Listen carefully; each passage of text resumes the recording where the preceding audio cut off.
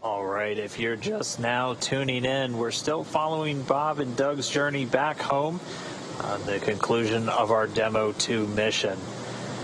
Just to walk you through how we got here, everything started back on Saturday when they made their way into the Dragon spacecraft, where they had been living on board the International Space Station for about 62 days, and by the time they splashed down, they'll be just shy of 64 total days spent in space. Everything started with hatch close after Bob and Doug made their way into the Dragon spacecraft, closing up the hatch on their side. After that, they were able to get the hatch closed on the station side, closing what's known as the APAS hatch. It also had a docking target affixed to it, but that created an area between the two known as the vestibule. That vestibule gets exposed to the vacuum of space following the undocking, so we first have to depressurize it, or basically draw all of the air out. After that and some leak checks are completed, the crew gets ready for their actual departure from the International Space Station. The teams on the ground, both here in Hawthorne and in Mission Control Houston, did a go, no go. Basically, we check everything on Dragon, everything on station, and get them ready for departure. Following a successful go for undocking, it's time to actually move Dragon away, and separation takes place. A docking command was sent, and then just about 5 minutes later, Dragon fired its thrusters in 2 small bursts to separate from the International Space Station.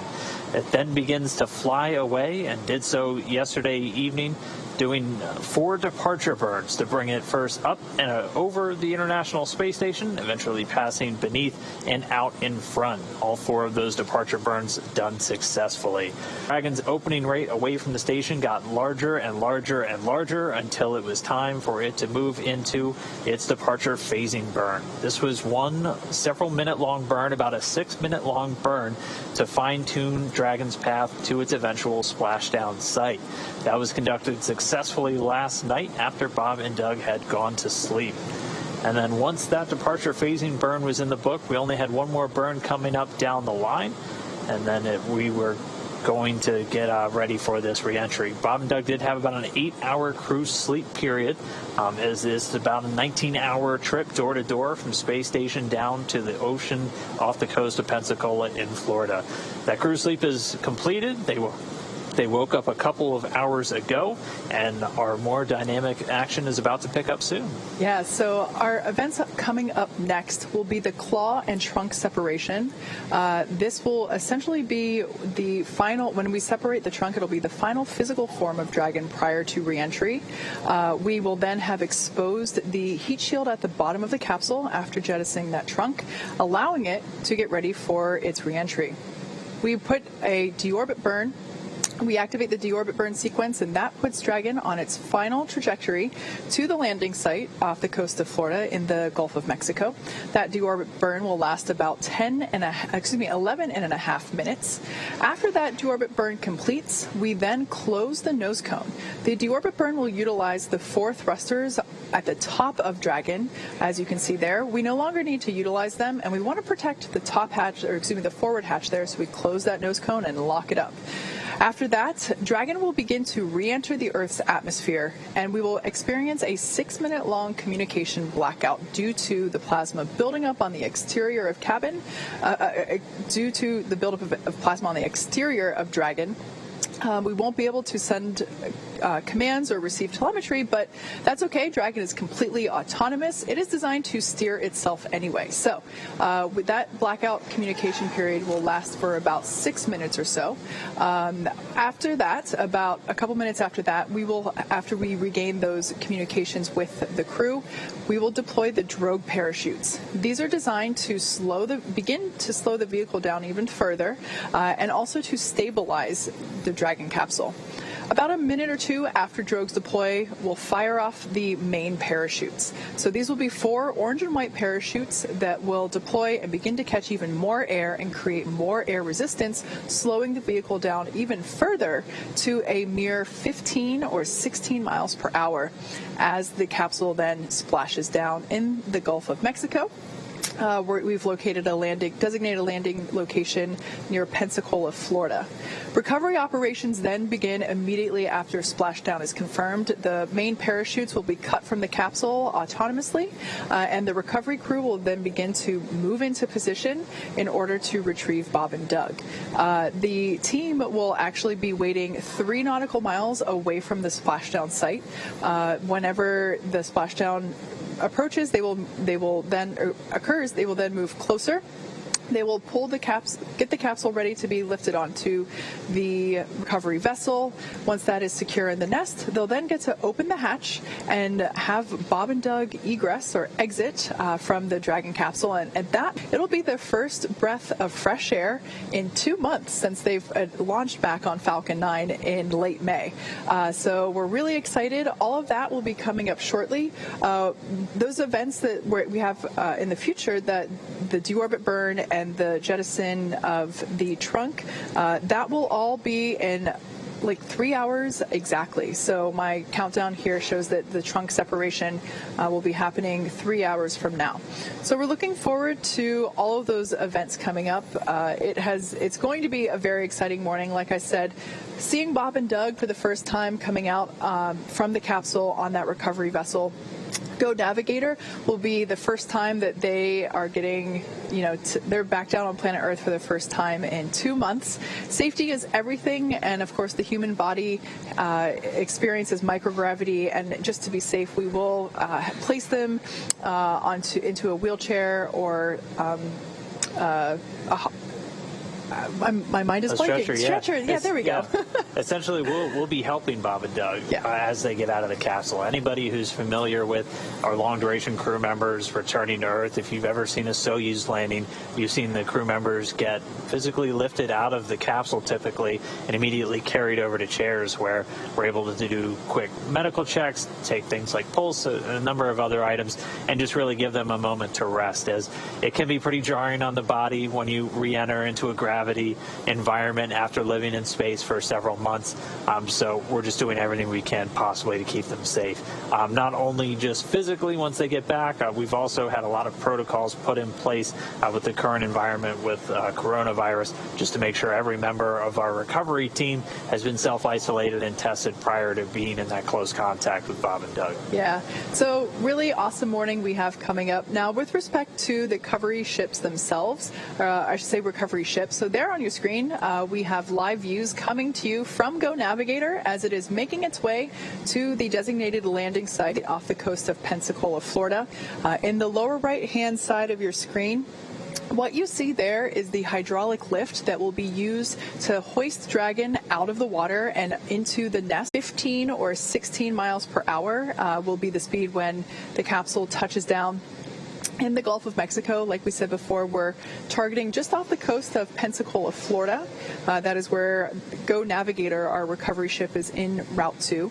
And when the capsule is re-entering the Earth's atmosphere, the atmosphere itself is helping to slow it down. We will deploy parachutes to help further slow it down. And by the time it hits the top of the ocean, it's only going 15 or 16 miles per hour. All right. Our next question comes from Ezekiel, who asks one that I think a lot of people are going to be thinking about real soon. How do we get to buy tickets soon for traveling to the International Space Station? That, good timing, as that is something we're looking at in the not too distant future. NASA recently committed to supporting at least 2 private astronaut missions a year to the International Space Station. There are a number of companies, SpaceX included, that have been working to kind of develop the capability to fly private citizens, non-government astronauts into space and potentially to the International Space Station. So I would say definitely follow the industry, keep an eye out. The prices will likely be a little bit high at first, especially for most of us, but that really is a major goal right now of a lot of space travel, is to try and open it up to those who aren't necessarily just governments. Space travel for so long has just been the realm of governments who would have the budgets to do these kinds of things, and we've seen basically an explosion of commercial activity in low Earth orbit. The International Space Station's been kind of the cornerstone of enabling that entire market with a marketplace and a capability for research and transportation and a number of other things. And we work with a lot of partners in the space industry to try and just grow that even more. Yeah. Another question comes to us from Twitter using the hashtag AskNASA. This one comes to us from Chris. How airtight is the ISS? Well, I think it's safe to say that the ISS, the International Space Station, is completely airtight. Given the fact that it is orbiting Earth in the vacuum of space, it has to be airtight in order to make sure that the crew is safe throughout their stay on station. Yeah, it is essentially airtight. There is enough that you will get a tiny little bit of leak sometimes through seals. So it's never anything where you'll be sucked up against the side of a hatch or anything like that. But just because making something perfectly vacuum proof is extremely hard, especially when you have so many interconnecting parts. That's why we do occasionally have to inject additional breathing gases into the space station atmosphere. We actually deliver them in these super densified spheres called NORS tanks, nitrogen and oxygen regeneration system, just to kind of top off the atmosphere inside of the International Space Station. But great question. Well, let's do one more from Andrea. Why are spacecraft usually painted white? That is a good question.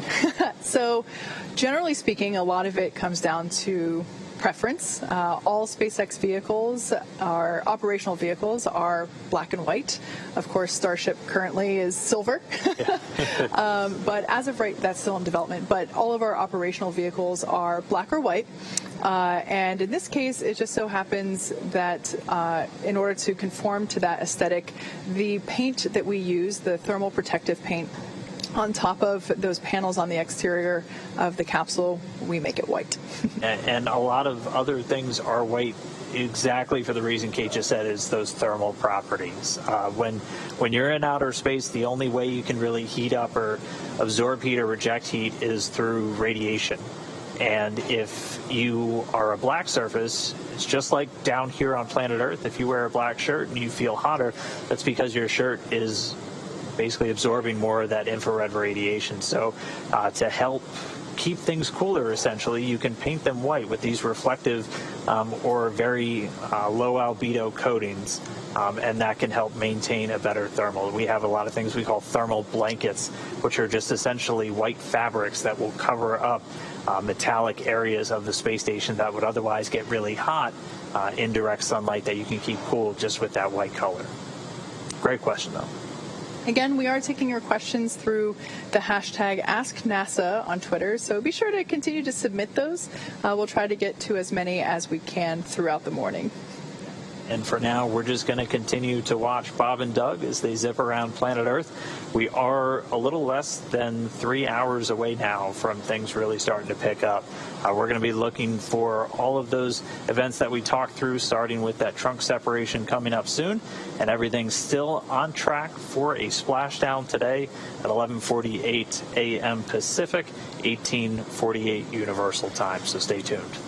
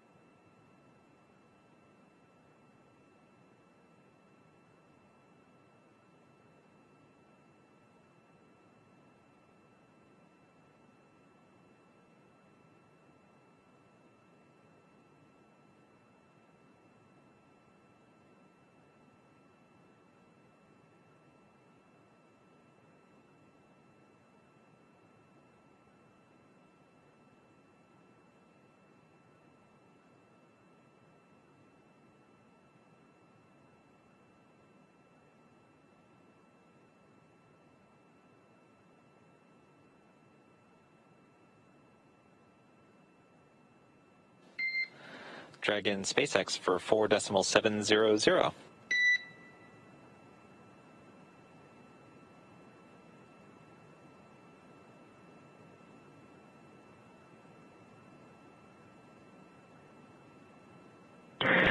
Go ahead, SpaceX.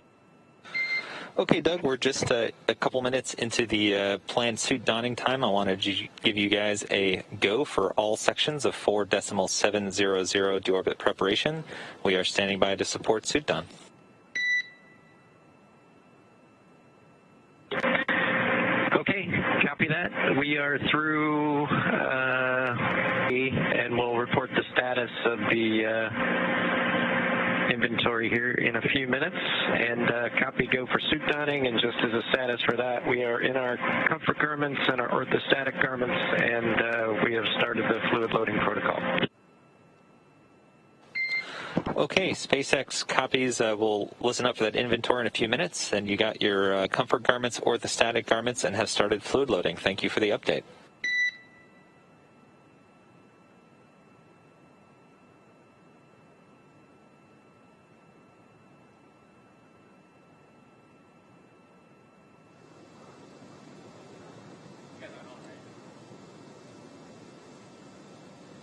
All right, so we just heard a call up to the crew as they're getting into some of their activities to get ready for this deorbit burn. So they're about to get suited up. We heard they're in their comfort garments. So those are essentially the black athletic clothes that they're going to wear as the base layer underneath their suits. They're also in what they called orthostatic garments, and those are essentially compression pants or compression shorts that they're wearing, and that helps to kind of squeeze that helps to kind of increase the blood flow as they're going to be going from all of the fluids and they're being up around their head to being back in a gravity situation where your blood, everything kind of pools around your legs just due to the pull of gravity. These garments kind of squeeze the legs and force some of that blood back up, so it's not as kind of a jarring of a transition from the fluid shift happening. So they're doing that to prepare for their readaptation to gravity, also doing fluid loading, which has been just shown to help with orthostatic intolerance. So essentially they won't feel as dizzy or disoriented once they get back down. It helps by actually increasing the amount of plasma in the blood even for once they re-enter gravity. So all that going on board right now on Dragon. Yeah, so it's exciting to hear that they are beginning to enter the last phases that they as crew members need to complete prior to re-entry. We're about 2 hours and 20 minutes away from the next physical milestone in terms of the vehicle itself. We'll have what's known as claw separation, and that's where the mechanism that basically contains the umbilicals for power and telemetry and fluids between the trunk and the capsule, we will separate that in order to allow us to jettison the trunk. By doing so, the heat shield of the capsule will be exposed and allowing Dragon to be ready for re-entry. A couple minutes after we jettison the trunk away from the capsule, we will then maneuver the capsule into a position to allow for it to perform the deorbit burn. This will be the burn that places Dragon on its final trajectory. We are aiming for the Gulf of Mexico today, specifically off the coast of Pensacola, Florida, is our designated landing zone. After the deorbit burn completes, which we're expecting that to be about 11 and a half minutes, we will then close the nose cone and lock it. And then a couple minutes after that completes, we'll begin to re-enter the Earth's atmosphere, and things will start to get pretty hot. Yeah, and everything is going to be standing by in the recovery zone once they're done with that deorbit burn, that re-entry through the Earth's atmosphere, and eventually landing under parachutes. This is a live view from the Go Navigator, which is still making its way out to the recovery zone. It left port just a few hours ago, just about 2 hours and 10 minutes ago. Making its way out from Pensacola to the anticipated splashdown zone. It's going to be on station about 3 nautical miles away from the anticipated splashdown site, at which point it'll take it just around 30 minutes to close in on the capsule following the splashdown. As we did discuss earlier, that was pretty much the only issue that had come up so far today, was with a backup generator on the Go Navigator.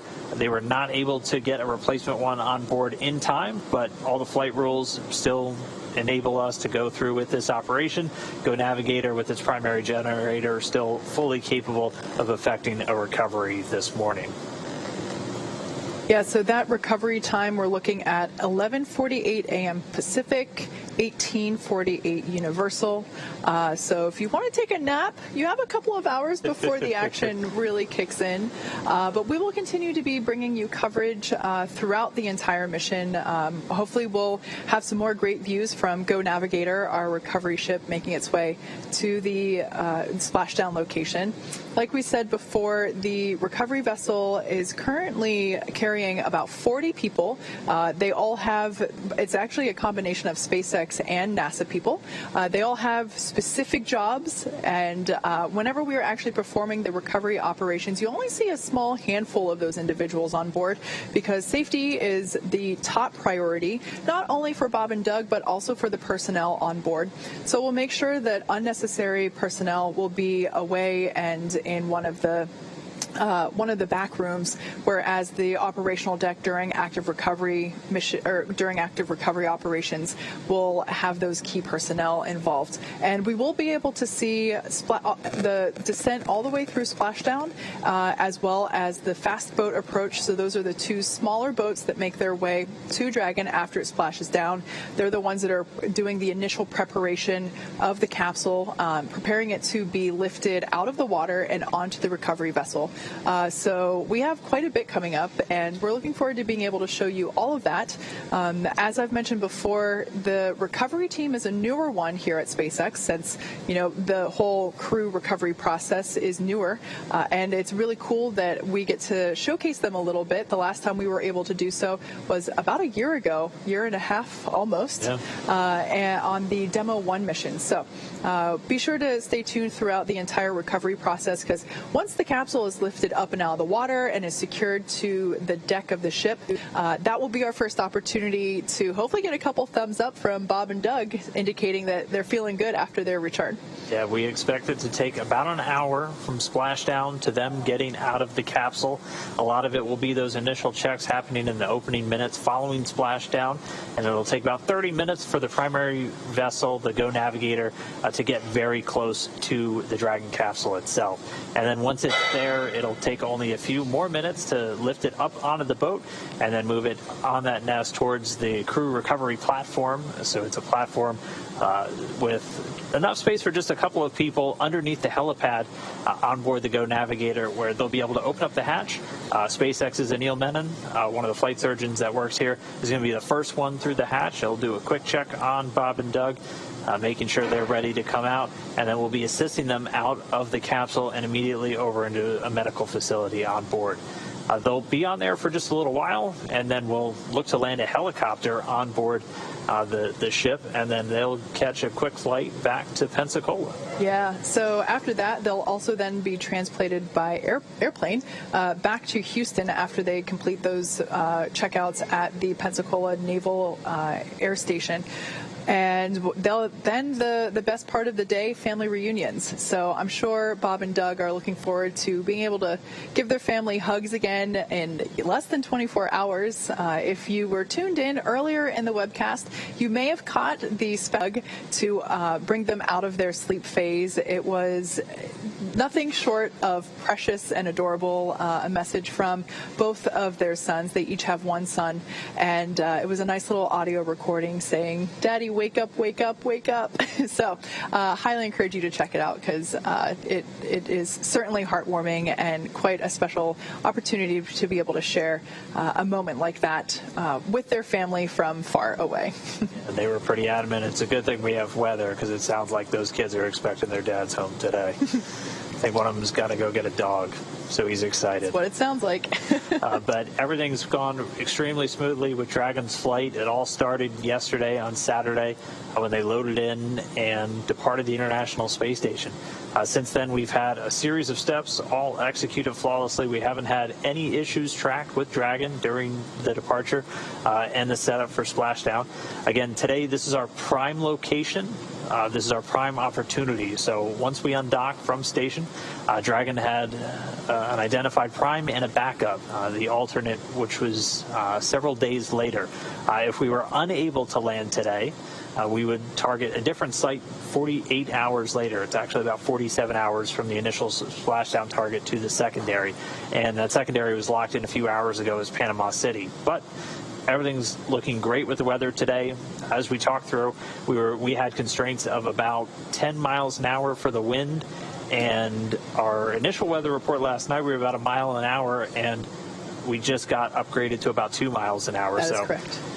Winds have doubled, but when you go from 1 to 2 miles an hour, we're still well within the limits.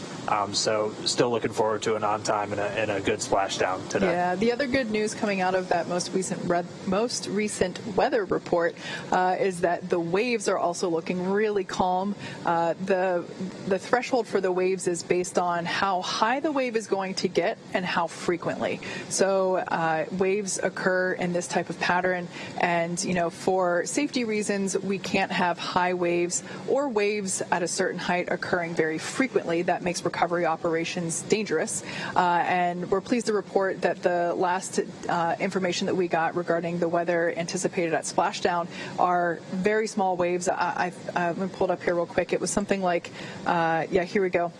Just half a foot occurring every 6 seconds. So you can basically think of it as if your ocean baseline is here, every 6 seconds if your ocean baseline is here, every 6 seconds, your wave comes up a half a foot every 6 seconds. So really calm. So we're really happy to see that while unfortunately the weather in the Atlantic Ocean landing zones wasn't really cooperating, we're very happy to report that the anticipated weather for splashdown today is going to be mild, and based on the views that we were seeing from Go Navigator earlier, quite the picture-perfect day.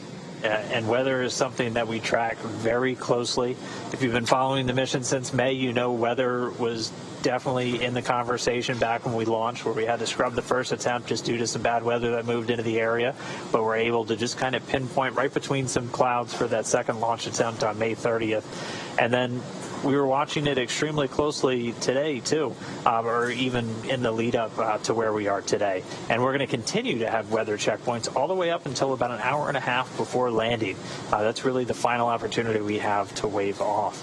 And we actually have a question from Twitter. Just a reminder, use the hashtag AskNASA on Twitter, and we'll try to get to your question throughout the morning. And this one from Demi wanted to know, if the splashdown were to be scrubbed, could Dragon go back to ISS, or could they be in the orbit on their own? For this mission, we don't have a plan essentially to re-rendezvous with the International Space Station. We weren't going to undock until we had good weather at a prime and alternate location. Both were go at the time that we left. So if for some reason we had to wave off within the next hour or so from Pensacola, Dragon would continue in its orbit. It would make some adjustments over the next 47 hours, and then we would target a splashdown at Panama City. We had to lock in that alternate site just a few hours ago.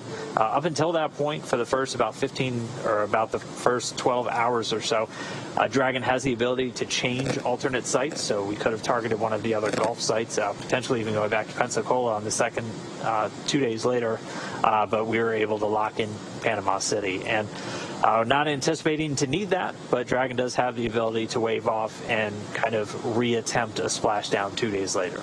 Yeah, as we mentioned earlier, Dragon will be performing a deorbit burn. That'll last 11 and a half minutes. That deorbit burn is the moment where we are sending Dragon on its final trajectory to the landing zone. That deorbit burn maneuvering is performed a little bit less than an hour prior to splashdown itself. So like Dan said, definitely continuing to monitor weather until the very last moment that we can. But there is a little bit of flexibility there in terms of if we have to wave off for 24 or 48 hours, Bob and Doug would remain in the capsule. All right, our next question comes from Cody Bone O'Brien, who wanted to know what were Bob and Doug doing in space. Well, they spent 62 days on board the International Space Station as crew members of Expedition 63, and they were fully fledged crew members, so they kind of did the full gamut of space station operations. They did everything from executing science, contributing more than 100 hours of their time to executing science experiments on board from pretty much every discipline we have on there, from biology to technology demonstrations, to just learning more about the human body and how it adapts to space flight. Bob Behnken was part of 4 spacewalks along with Chris Cassidy. The two of them both now have 10 spacewalks in their careers, ties them with Mike Lopez Alegria and Peggy Whitson as the most for U.S. astronauts. So they were extremely busy while they were on the space station. I know Chris Cassidy was happy to have some help on board, as it's just been him and his 2 Russian cosmonauts for the last several months, and they're kind of back in that situation now, and that's why we're really looking forward to Crew 1 coming up this fall. Yeah, days on the International Space Station, in addition to spacewalks and performing science experiments, you also have to eat, you have to sleep, and you have to exercise. So it's really easy to see how whenever there are only a couple of people on the International Space Station, that things that are, exercise, eating, and sleeping are absolutely essential. Exercise helps to keep the body strong and try to prevent the effects of that microgravity has on the human body. So when it comes to what might get shifted out a little bit, it's not exercise, it's not eating, it's not sleeping, and so having 2 extra hands on board to assist with things like spacewalks and being able to perform some of the science on board was definitely a help. But in addition to that, Bob and Doug were also completing mission objectives related to Demo 2 while it was docked, making sure that the battery life was as expected, making sure that the solar panels were still absorbing and generating power as expected. So I am sure that by the time that they get home, they will be pretty tired, not just from the dynamic events happening today, but just from the last 2 months as a whole. I'm getting tired just thinking about it. Ready for a break, yeah. Yeah. All right, our next question comes from Philip Hartman, who wants to know how much training does it take to be able to operate, control all of the technology on Dragon and the things on Space Station? I can touch on the space station stuff. We typically train crew members for about 2 years.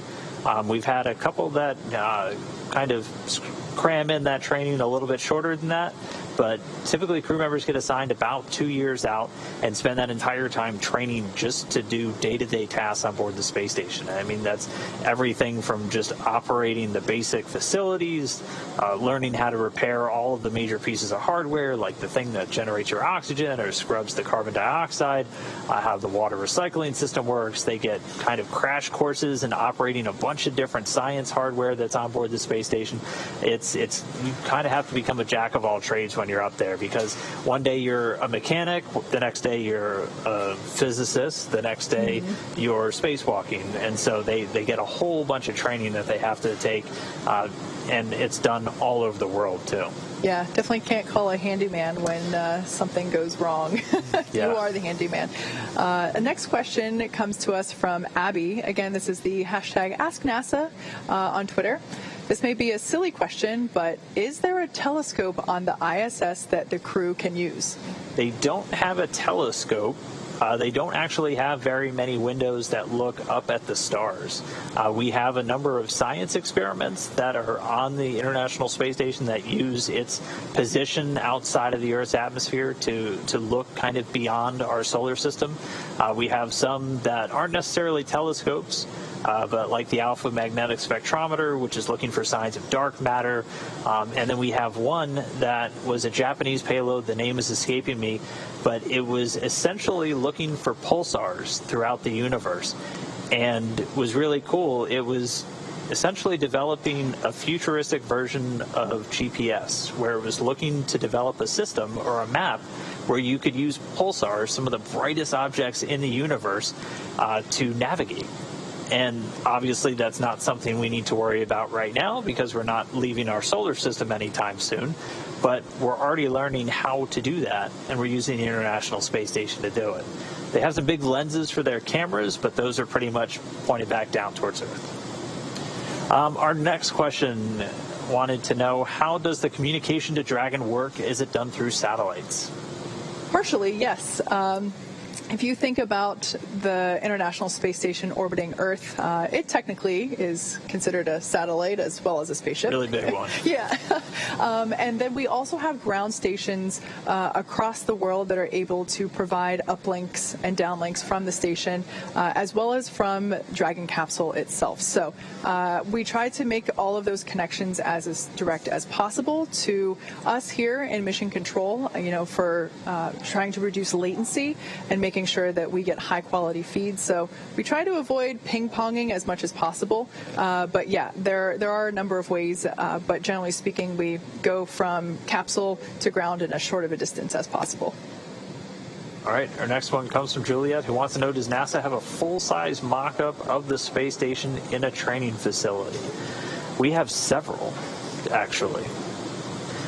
We have a building called the Space Vehicle Mock-up Facility at the Johnson Space Center in Houston, where we have a full-size mock-up of every single habitable module. So that's essentially saying every single module you can actually go inside.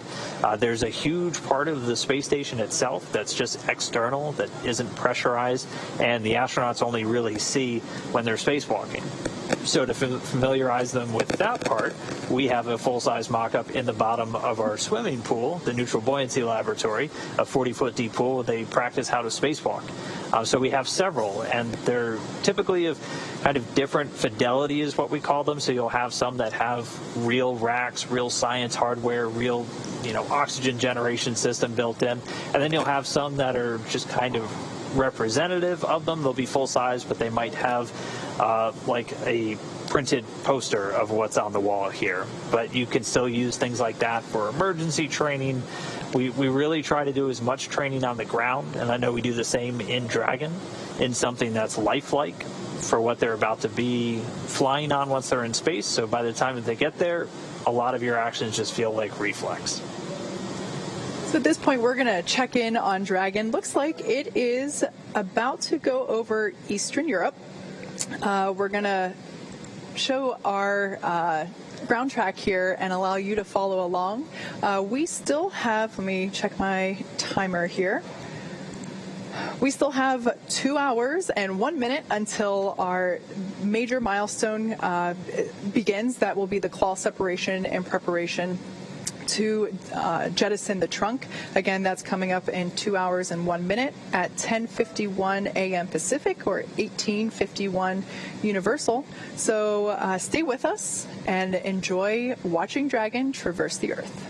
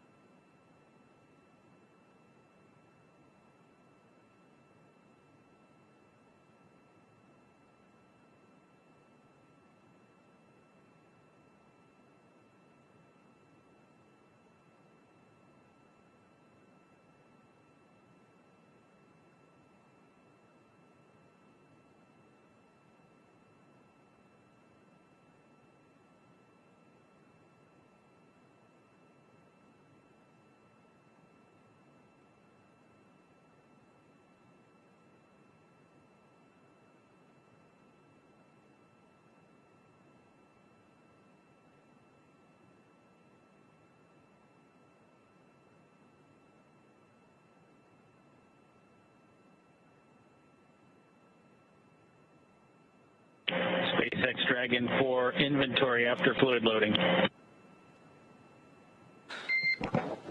Okay, SpaceX is ready to copy fluid inventory after fluid loading.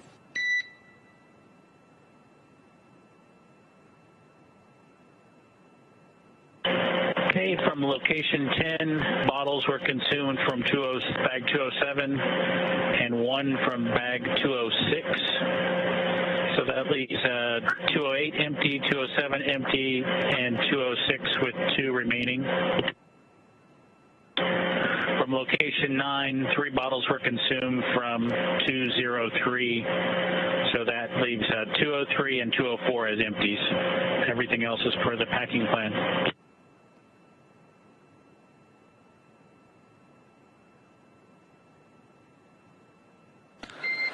Okay, thanks for the update. Looks like bag 207 consumed 2 bottles, 206 consumed 1 bottle, 208, 207 are empty, and 206 has 2 remaining.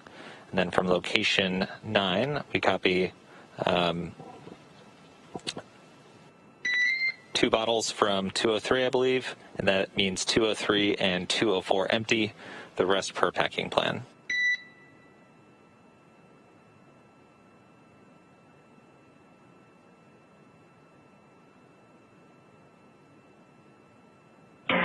From location 9, 203 and 204 are empty, and everything else is per the packing plan.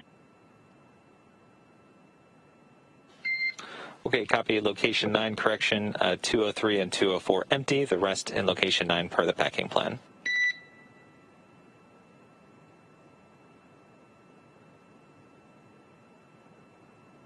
Good, we're back. And just one more sanity check, Bob. Could you just tell us the total number of bottles consumed?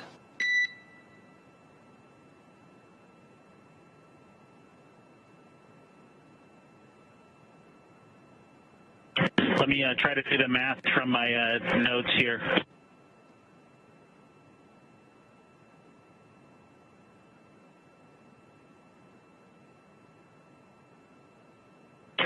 I believe since departing station, we've consumed 13 bottles. Okay, copy. 13 bottles. We'll reconcile our records down here and let you know if we got any questions. Thanks very much.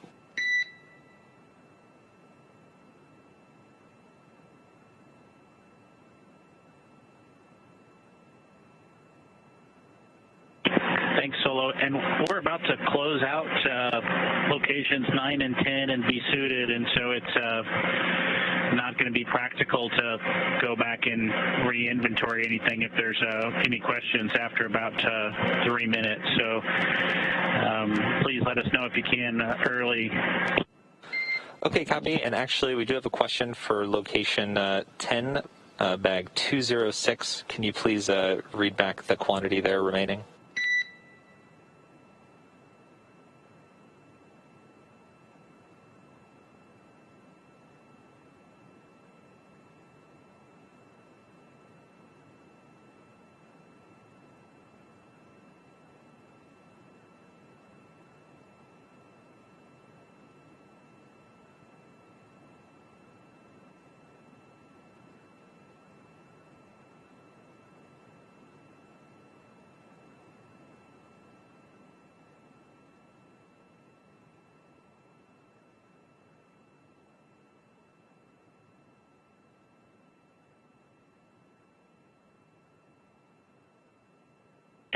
Okay, let me unstow that bag. It looks like I made a mistake. I thought they had 3 bottles in each one, and I just reported 1 was removed. I'll have to unstow the bag to count the quantity inside of 206. We have a pretty good readout, Bob, that 206 started at 5 bottles. So if you know you took 2 out of there, we can call that one 3.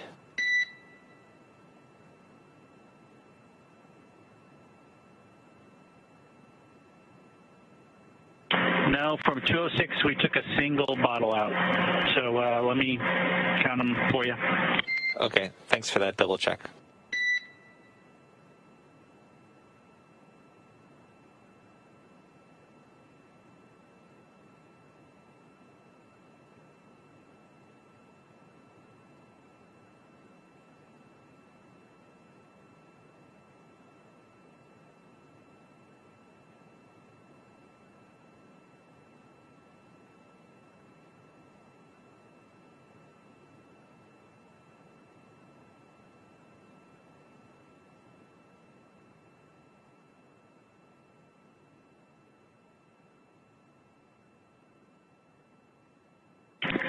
And in location 206, there are 4 bottles remaining. Okay, 4 bottles remaining in 206. That math makes better sense to us. Appreciate it.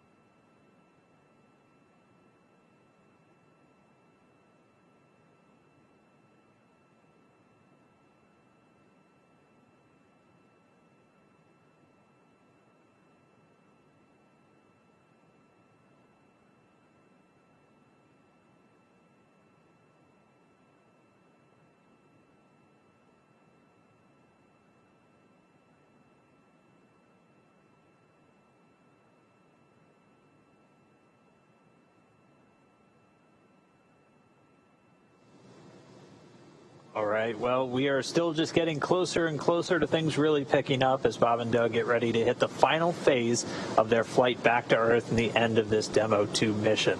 Still have a couple of milestones to go, but I mean, everything picked up when we departed the space station yesterday, and it's been a pretty smooth ride so far. So everything really kicked off back on Saturday as on their 62nd day on board the International Space Station and their 63rd day in space, Bob and Doug began to get the capsule ready for their ride home. Everything picked up when they got all of the final cargo into the Dragon capsule and then got themselves in and then closed that hatch, crawling in through the top hatch to the Dragon spacecraft, getting suited up shortly thereafter. Meanwhile, on the station side, Station Commander Chris Cassidy closed the A-Pass hatch, creating what is known as the vestibule, a space between the two hatches that would be exposed to vacuum following undocking.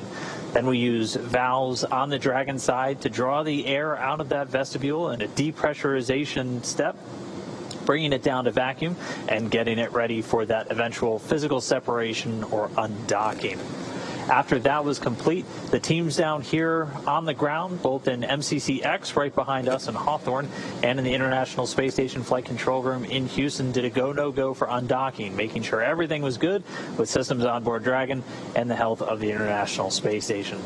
Following that go, no-go, we had a successful separation with Dragon using Draco thrusters around its service section to physically separate from the International Space Station. After hooks had driven back that were holding it in place, it executed those two quick burns.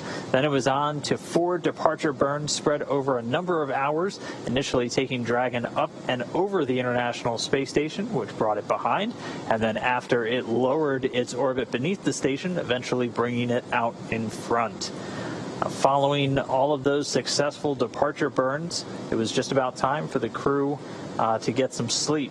And actually, during their sleep period, we were able to do what's known as the departure phasing burn. It's a little off in this timeline as it actually switched in the final hours leading up. But that departure...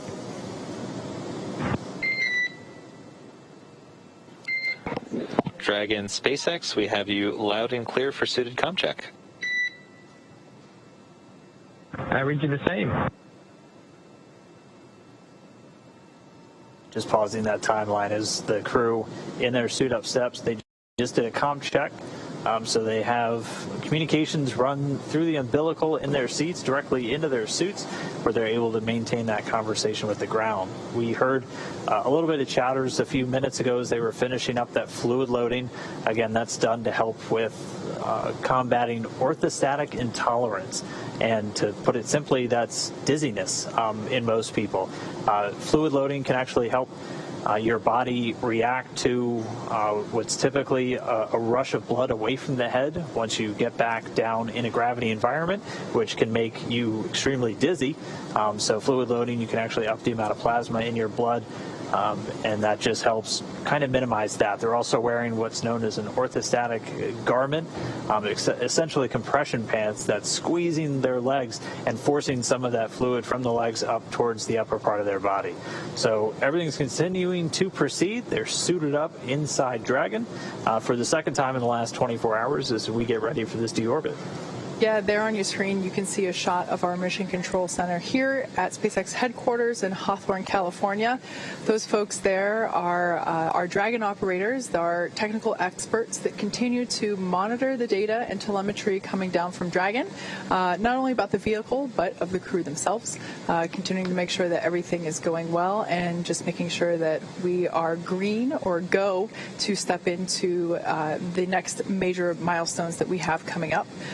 At this point, we're about an hour and a half away from that. Those milestones will begin with the claw separation, which is when we initiate the jettison of the trunk.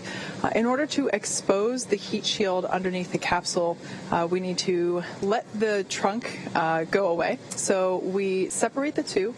That trunk will actually re-enter the Earth's the trunk will actually re-enter the Earth's atmosphere, and it'll disintegrate upon doing so. Oh, we got our nice little animation back here, so I'll toss it back over to Dan. Yeah, we did that departure phasing burn. That's what really kind of set us up on our pathway towards where we are today. And then the crew did have a sleep period. This is about a 19-hour phasing or a 19-hour trip from the station to the splashdown. And then as Kate was saying, we're almost up to claw and trunk separation. Yeah, so at 10:51 a.m. Pacific or 18:51 United time or Universal time, we will have that claw and trunk separation, which, like I said before, will basically allow us to expose the heat shield and prepare us to execute the deorbit burn. The deorbit burn is intended to place Dragon on its final trajectory to its landing zone, which, as we have mentioned before, it's determined to be off the coast of Pensacola, Florida. The deorbit burn will last about 11 and a half minutes. After doing so, we will close and lock the nose cone. We do this in order to protect the forward hatch located there at the top of the capsule. And we do that after the deorbit burn because the thrusters located there in the forward bulkhead are what we use to actually perform the deorbit burn. So once that nose cone is closed, we enter a 6-minute-long communication blackout. This is because we are re-entering the atmosphere. As we encounter that atmosphere and friction builds up, plasma builds up on the external sides of the capsule, creating a barrier, essentially, where we can't command the capsule or receive telemetry. However, Dragon is completely autonomous, so totally fine. It's driving itself at that point anyway. So we will then, like I said, that blackout period lasts for 6 minutes. A couple minutes after that, we will deploy the drogue parachutes. Drogue parachutes are used for a couple of reasons. One, to help slow the vehicle down further before we deploy the main parachutes, as well as to stabilize the vehicle.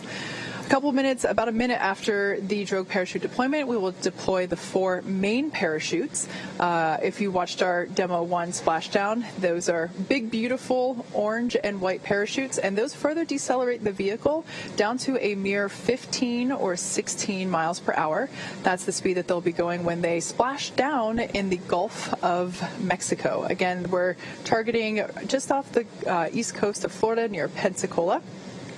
Once splashdown is confirmed and we cut the main parachutes away so they don't pull the capsule, recovery operations begin immediately. So that entails essentially getting the capsule out of the water and lifting it onto the recovery vessel.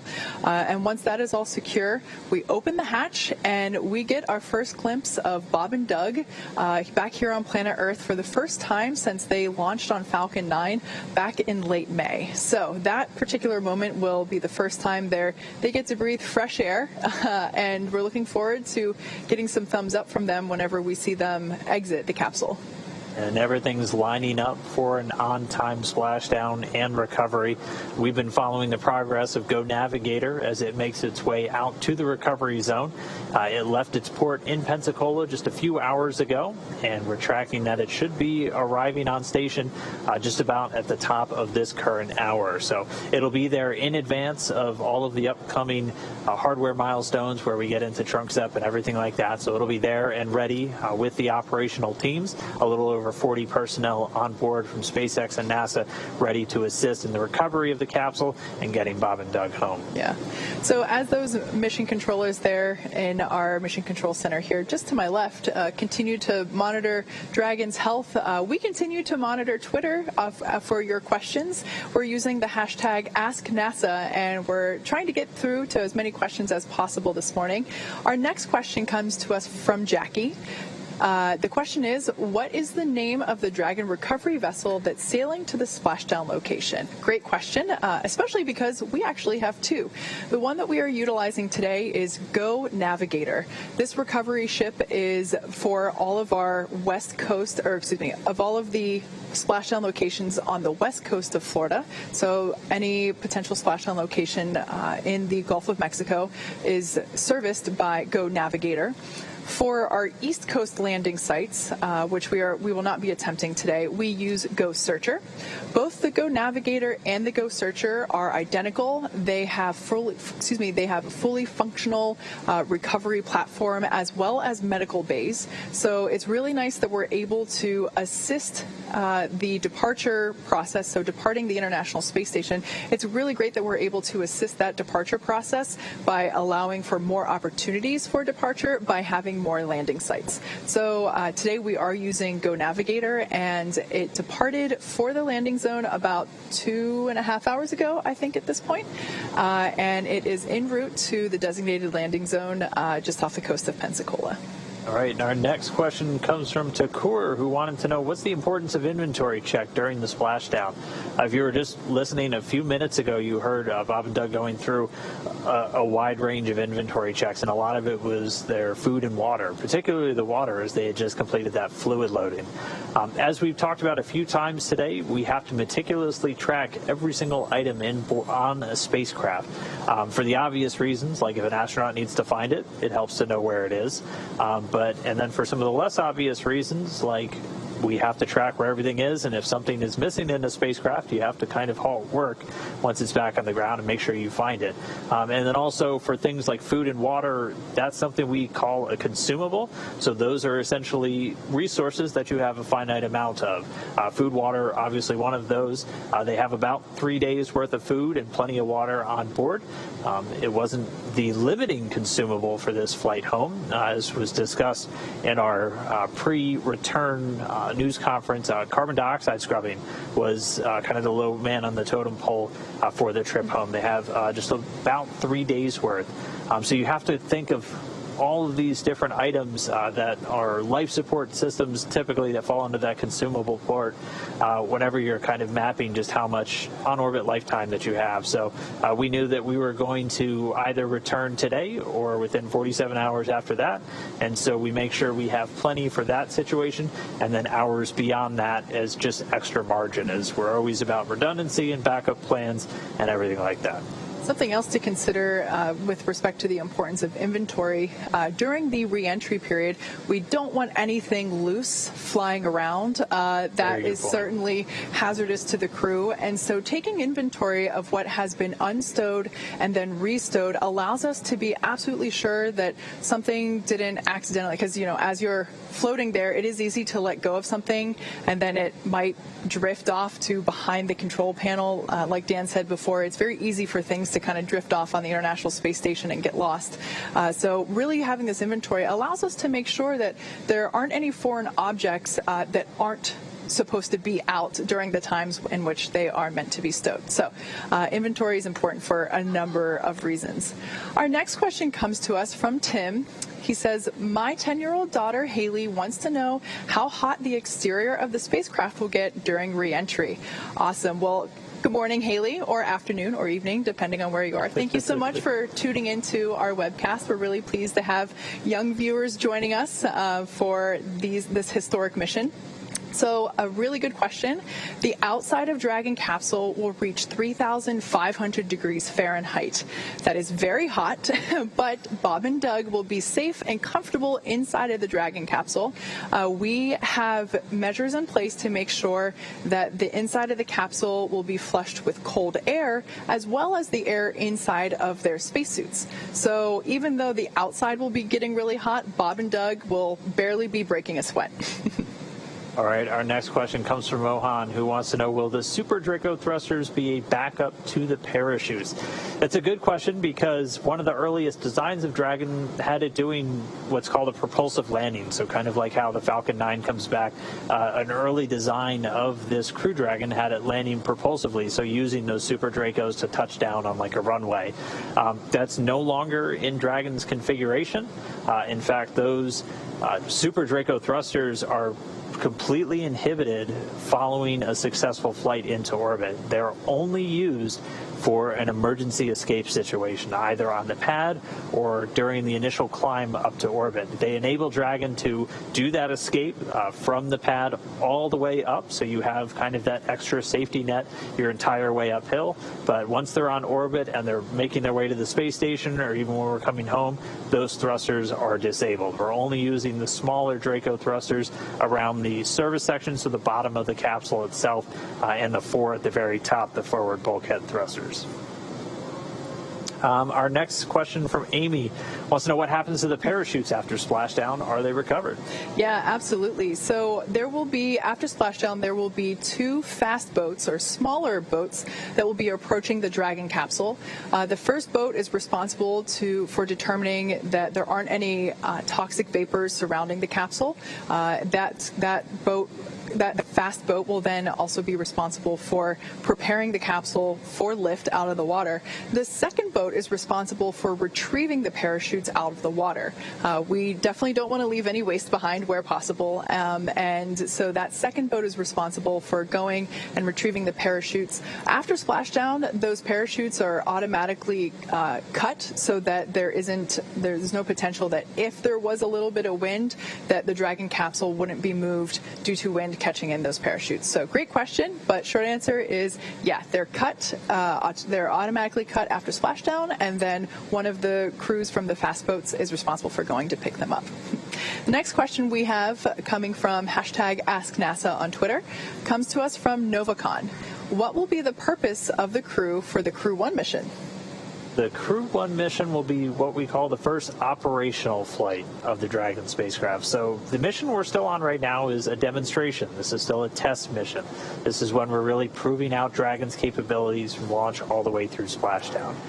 After this test, if everything goes well and we're lined up great for a splashdown today, we'll sit down and we'll go through a certification process for SpaceX to fly operational missions. This means they'll be flying regular expedition long-duration flights. So the Crew 1 will be the first 4-person crew to launch in a Dragon spacecraft and then spend 6 months on board the International Space Station. So we'll have 4 individuals, Mike Hopkins, Victor Glover, Shanna Walker, and Soichi Noguchi from the Japanese Aerospace Exploration Agency, launching in Dragon and then spending 6 months on board the space station doing science experiments, conducting spacewalks, repairs, everything that a normal expedition crew does. They'll just be arriving and leaving in a Dragon. Yeah, I think Commander Chris Cassidy will still be on board with our targeted, given the current targeted Crew 1 launch. SpaceX Dragon contract from the PLT. We've got you 5x5, Bob.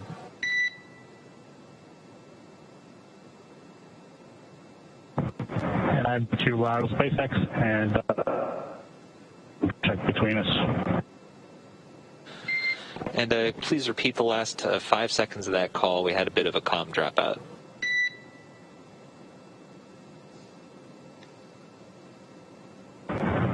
SpaceX out of clear as well.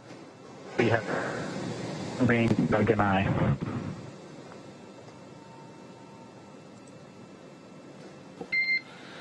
And Dragon, we copy that you heard us loud and clear. Unfortunately, the rest of the message was garbled. Please repeat one more time.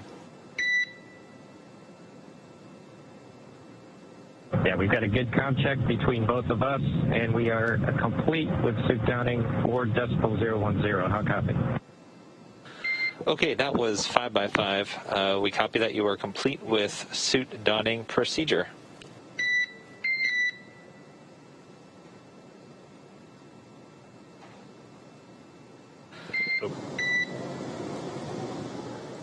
Okay, it sounds like the crew now suited up.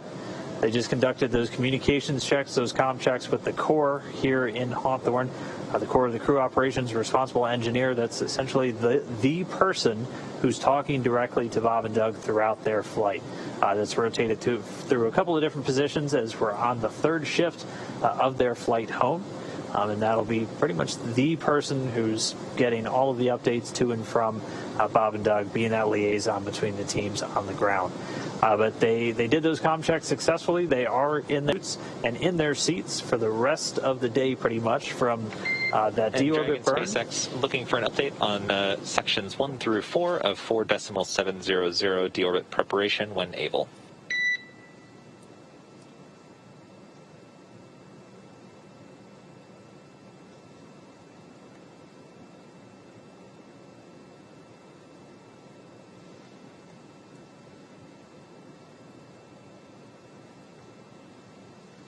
And SpaceX Dragon, we are complete with sections 1 through 4.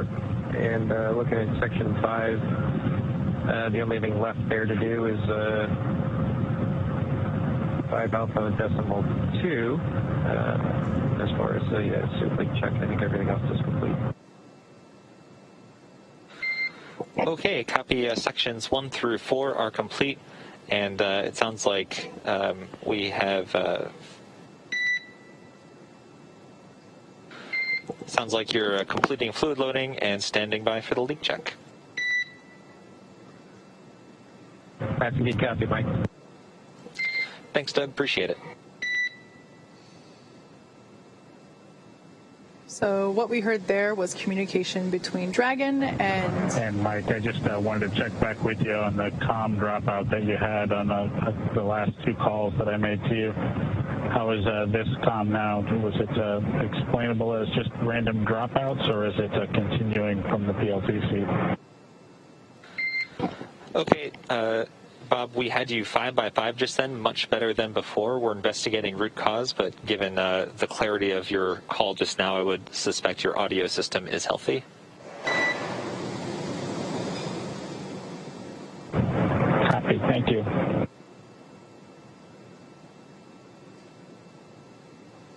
Okay, so there we heard a little bit of communication, just confirming that we were that Mission Control was able to read or hear, as it's referred to, Bob and Doug clearly as they have put on their suits. We also heard the go for leak check. So now that the suits are on, we will be performing a quick leak check. We do this every time the suits are put on or donned, as you heard it called. Basically, this is where we pressurize the suits. It's the only time that we pressurize them throughout the mission. And it's essentially to make sure that, all the zippers are in the right, are zipped up properly. All it takes is, one small unzipped piece to not hold the pressure. So we make sure that everything is fitted up accordingly and that it's ready to go in case of a need to pressurize the suits later in the mission. Unlikely, but it's nice to know, just for that, for testing purposes, to know that that capability is there. That's what they're designed for. So that leak check will commence, and after we get that, we'll pressurize the suits themselves, and then they will depressurize. Bob and Doug will be able to lift the visor on their helmet again, and then that's essentially, that's what they will be wearing during this last phase of their mission as they re-enter the Earth's atmosphere. So a lot of good stuff there. Again, nope. No call there. Fake out. Like we said before, we're taking your questions through Twitter this morning using the hashtag AskNASA. Our next question comes to us from Robert. Is the U.S. Navy supporting recovery with ships and aircraft? They are not. I suspect that question comes from the last time we did splashdowns with U.S. spacecraft and astronauts, where we had the Navy assisting throughout the Apollo program for the recoveries. They are not assisting in this. All of the recovery assets for the nominal mission are SpaceX. So SpaceX owns both recovery ships, the Go Navigator and the Go Searcher, and then contract out with the different helicopters and other assets that are used in this recovery. NASA does have a Department of Defense backup, essentially. If Bob and Doug were to have to splash down anywhere other than those 7 sites that we target around Florida, we have the capability to call them up to effect a fast rescue and recovery using parajumpers or whatever assets are available to us. They are also called up on launch days in the event that we were to have an abort on the way to orbit with them coming down somewhere in the Atlantic. But For now, today, everything is SpaceX and NASA. Another question coming to us from Humzi.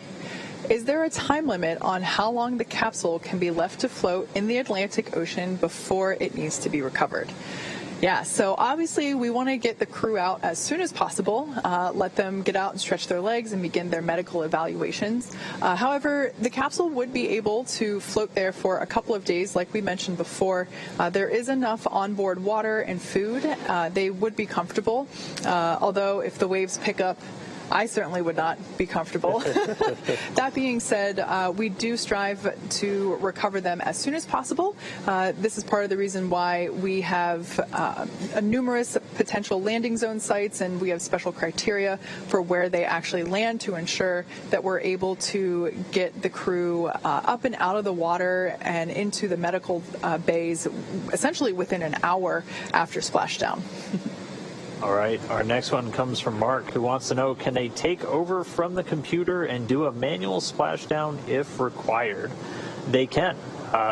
Initiating a deorbit or an emergency deorbit is one of the capabilities available to crew members on board. You would have to be in a pretty extreme situation to do that. Something we're obviously not in today, as everything's gone really smoothly with Dragon, but that is something that's available to them. They also have the capability to manually step in for a number of the different steps during the re-entry, mainly for or even cutting the parachutes after they've splashed down.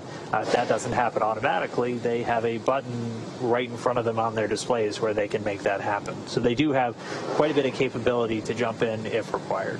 Yeah, that is one of the few hardwired buttons on their display panel, but it is certainly not one that can be triggered accidentally. It is a two-step verification lever, essentially. So no need to worry about performing an emergency deorbit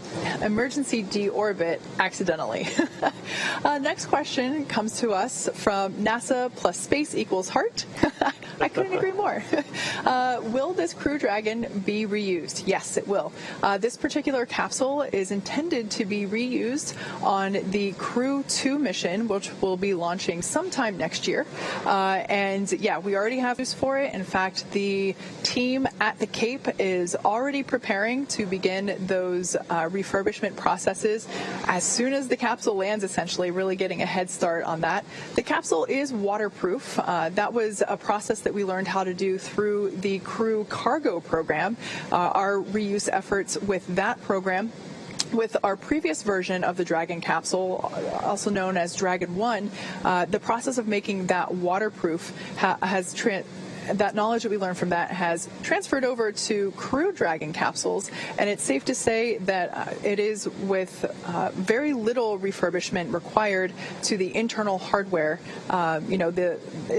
There's very little refurbishment required because we're able to keep it watertight and eliminate any exposure to salt water, which for metallic surfaces does cause corrosion, which is no good for spaceflight. So short answer is that, yeah, we will be reusing this as soon as next year on the NASA Crew 2 mission. All right, our next one from Lisa. What are Bob and Doug bringing back from ISS, if anything? There's quite a bit, actually. They have about 150 kilograms, or a little over 330 pounds of cargo, essentially strapped to the ground right underneath their seats. The lion's share of that is utilization or science samples. A lot of it cold stowage samples that's kept in powered freezers. Those samples coming from a range of biological and biomedical studies, a lot of them with the astronauts themselves as the test subjects. As cargo return, a pretty critical capability, as we execute a lot of the science on station, but we need to return a lot of the samples for analysis down in labs here on Earth, and they're going to be bringing a lot of that down. They're also returning some vehicle hardware items that have either malfunctioned or just passed their service life and need to come home or get inspected. And then a couple of their personal items, things like their sleeping bags are coming back with them. And they also have a couple of special items we've touched on a few times, including that tremor dinosaur that was chosen by both of their sons as their zero-G indicator for this mission, and the flag that was left there by Doug Hurley and his fellow crewmates of STS-135, the final space shuttle mission that is coming home. It's been up there for just about 9 years, and it will fly again when we send humans around the moon in the not too distant future. And I know we haven't seen it, but I have heard that Little Earth is also coming back. I almost forgot about that. Little Earth was the zero-G indicator on Demo 1 and remained on station after that mission, and it's pretty sure it was packed away to come home on Demo 2. I think you're right. So right now, Dragon is currently flying over the far South Pacific Ocean. We have a nice little map here to show you of our ground tracking. So there you can see it on your screen. If you're curious, the yellow indicates where the capsule is in daylight. The red part of the line indicates where it goes into eclipse, or whenever it's basically hiding in Earth's shadow. So right now it's in daylight. Bob and Doug must be getting some pretty spectacular views as they're completing their suit-up process. But at this point, we're going to take a quick break and leave you with our lovely ground map here.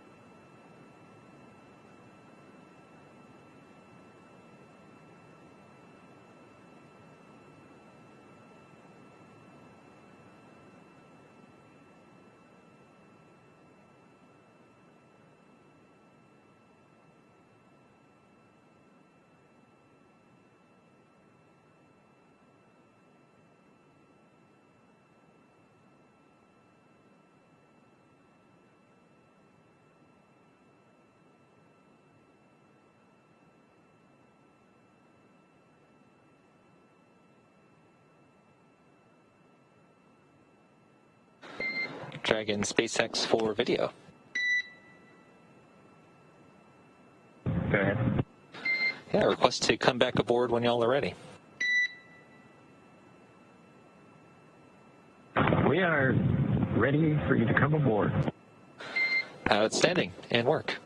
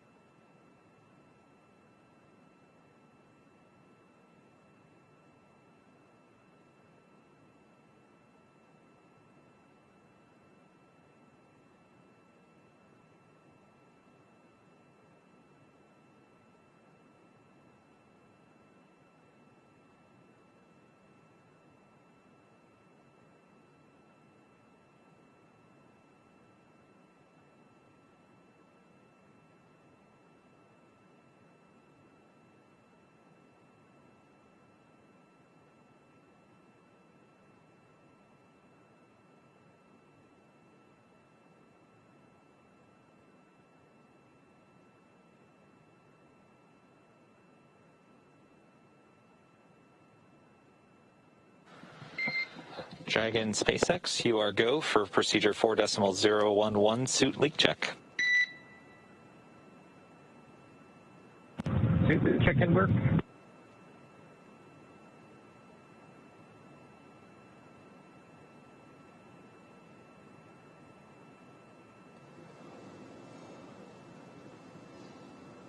Okay, so we just heard the crew now stepping into suit leak checks. As we've described a few times, this is when they're actually going to pressurize their suits that they wear for launch and entry, and really any of the dynamic phases of the mission.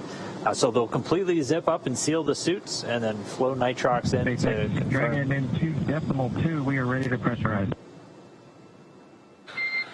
Dragon SpaceX, you are go to pressurize. So Bob Bankin and Doug Hurley getting to go. They're going to pressurize their suits. So pressurized nitrox now going to flow in. Again, these suits are, we have confirmation the leak check is in progress. So these suits are worn as just another line of defense to help protect the crew members from the harsh environment of outer space. If they were to experience a cabin depressurization, any kind of poisonous leak in their atmosphere, or even a fire, these suits are designed to protect from all of those different instances. So the suit leak check is pretty standard. Anytime before we get into one of these dynamic operations, we just want one more check to make sure that the suit is ready to go in case it's called upon. And so they'll pressurize now and flow some nitrox, some nitrogen and oxygen through their suits. They'll look for it to maintain a constant pressure. And then once that's done, they'll depressurize the suits, and they'll leave the zipper open. They'll typically leave one zipper just unzipped a little bit when they're not pressurized. They'll still have cool air flowing through. In fact, they'll do what's called a suit purge just before we do the deorbit burn. So at the same time, they flush the cabin atmosphere itself with some cooled down air. They'll flow some cooled air through the suits just to help regulate the temperature, the cooling effect inside the capsule, just to make sure the environment stays at a comfortable temperature for them, while the Dragon capsule itself heats up to about 3,500 degrees Fahrenheit outside. So we got about a minute left in this suit leak check. We'll wait for the results on that, and we'll just be one more box checked on our way to the upcoming trunk step, deorbit burn, re-entry, and splashdown.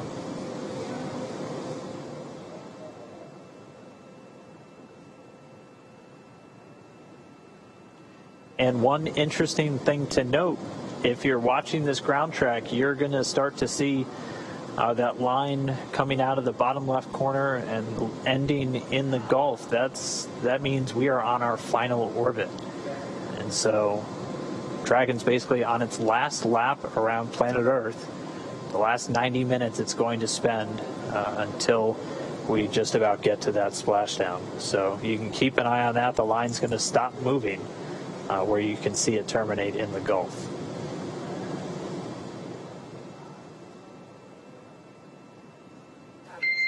Dragon SpaceX, we show nominal leak check.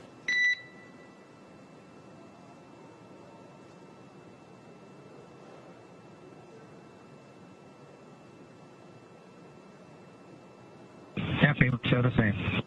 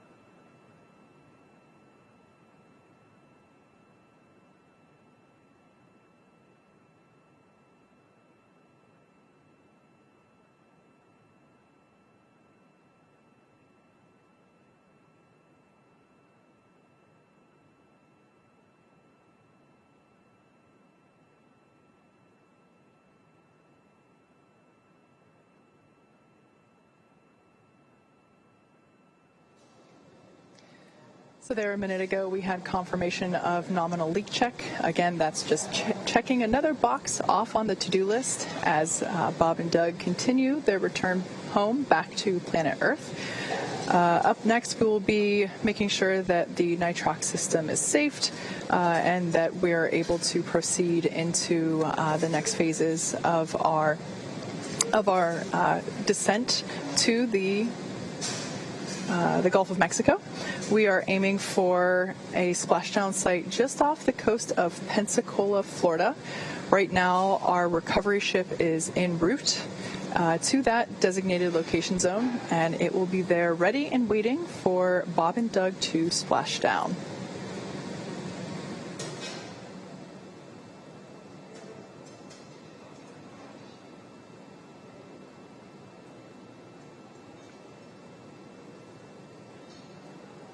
There on your screen, we do have a live shot from Go Navigator. Again, that's our recovery ship located in the Gulf of Mexico.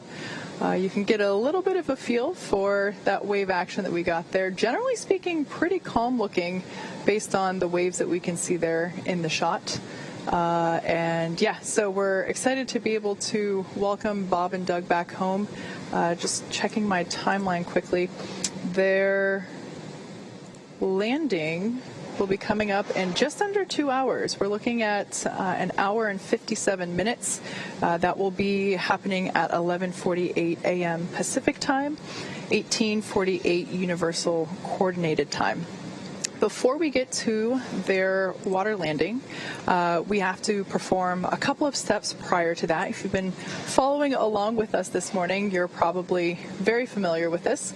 But for perhaps those of you who have joined in within the last few minutes, at this point we are exactly an hour away from the next physical milestone that needs to be completed prior to Dragon Endeavour's return to planet Earth.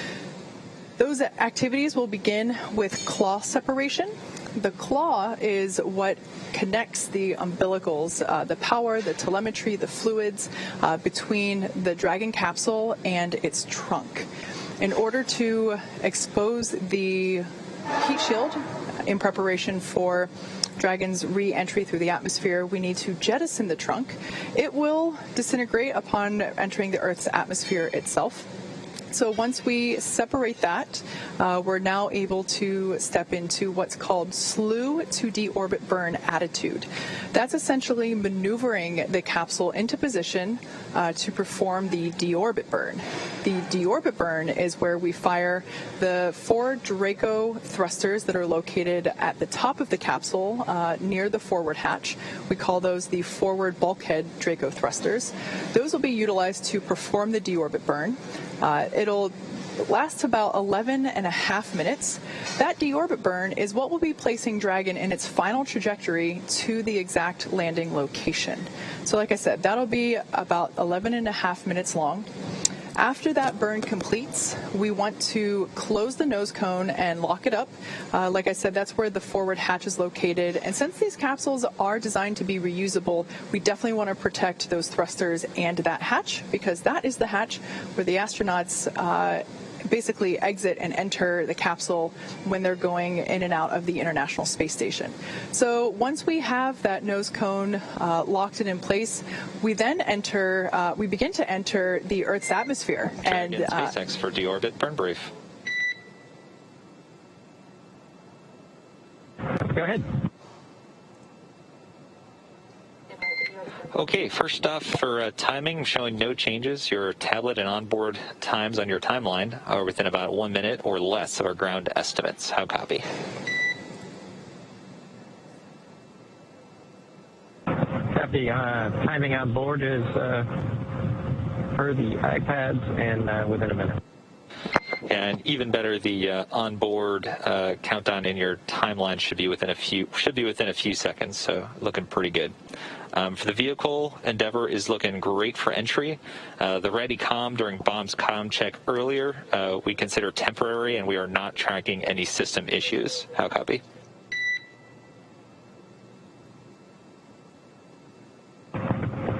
Endeavour's in good shape and good comm from the PLT. Okay, as far as recovery goes, Go Navigator is just about at the recovery in position, so within a few kilometers. In addition, the WB is airborne. Recovery team is go at this time.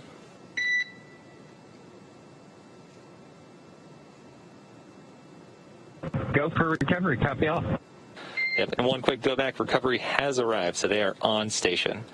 In addition, for the weather, I'm looking at the weather right now from the water video from Go Navigator, and it looks like glass. It's awesome. The latest splashdown forecast, though, is winds at 2.25 knots, wave height less than a foot, and a 6-second period. How copy?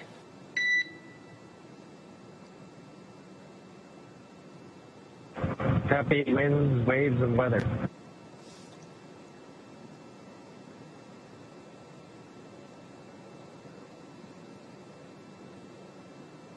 All right, so there we heard the Deorbit briefing. This is basically the opportunity that the Corps here. Okay, Doug, that's all we got for the burn brief. We'll talk to you shortly before Deorbit sequence start. Copy all. Thanks, Mike. And correction there, we'll have the go, no-go for you shortly. That'll be the next step.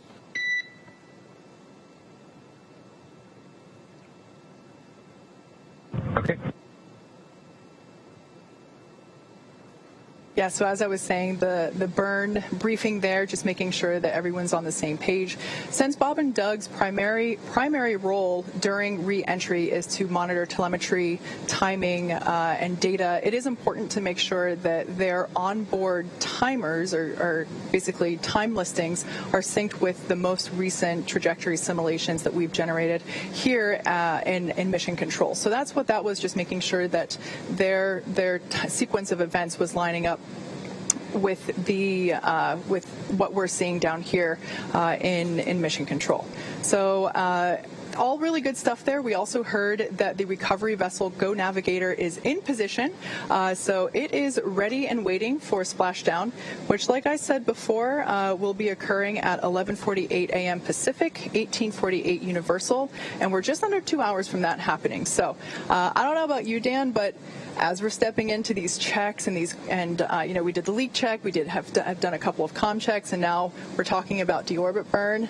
My heart's starting to go. We're getting there. It's starting to feel real. We're waking back up. Yeah. It's time to bring these guys home. And I mean, hearing the core call up, the water looks like glass from those ship views. That's exactly the type of thing we want to hear.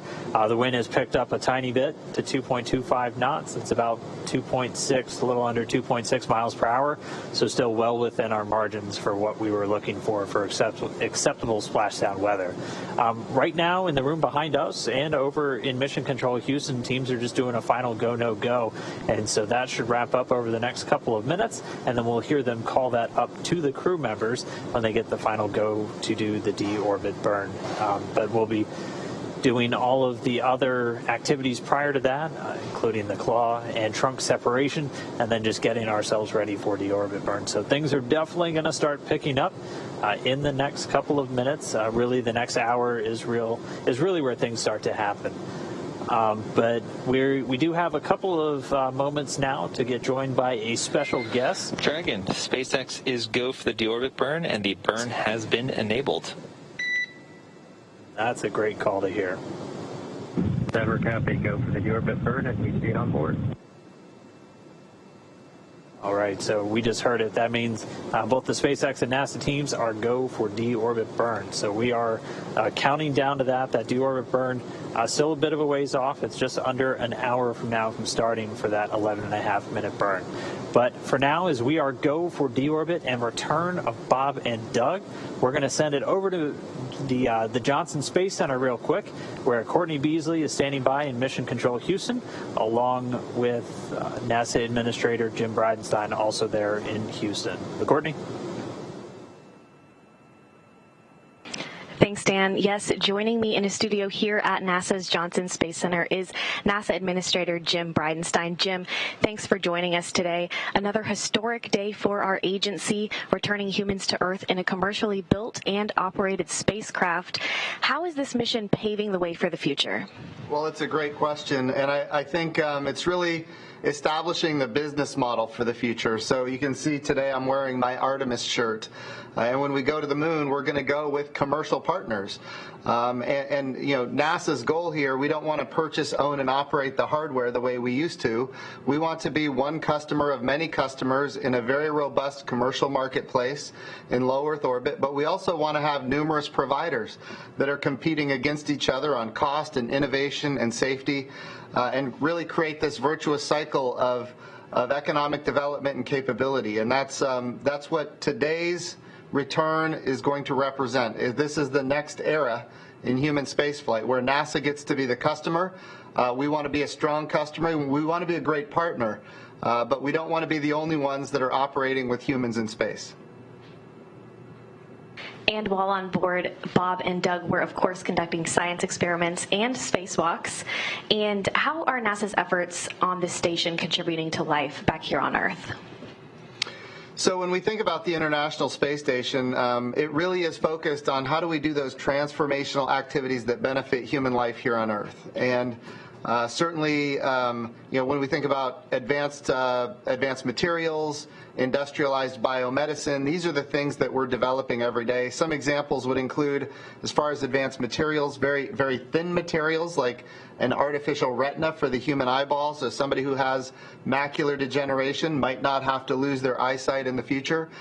We can only create materials that thin in the microgravity of space. We cannot do it here in the gravity well of Earth. But that's just one of so many examples. When we think about how we compound pharmaceuticals, when we think about how we create immunizations for things like salmonella and other diseases, these are capabilities that are available to us because of the resource that is microgravity. But advanced materials, things like very pristine fiber optic cables, we call it Z-band, for example. These are all things that we think that there is a marketplace for the future. So look, right now we're doing commercial resupply of the International Space Station. As of today, when Bob and Doug come home safely, we will be doing commercial crew to the International Space Station. The next big thing is we need commercial space stations themselves. And in order to create the market for commercial space stations, we have to have these transformational capabilities that come from the microgravity environment. And that's really what we're developing right now. And as you know, a big day for NASA today, but how about a big week? This week alone, we launched Mars 2020. Artemis 1's launch vehicle stage adapter was delivered to Kennedy Space Center.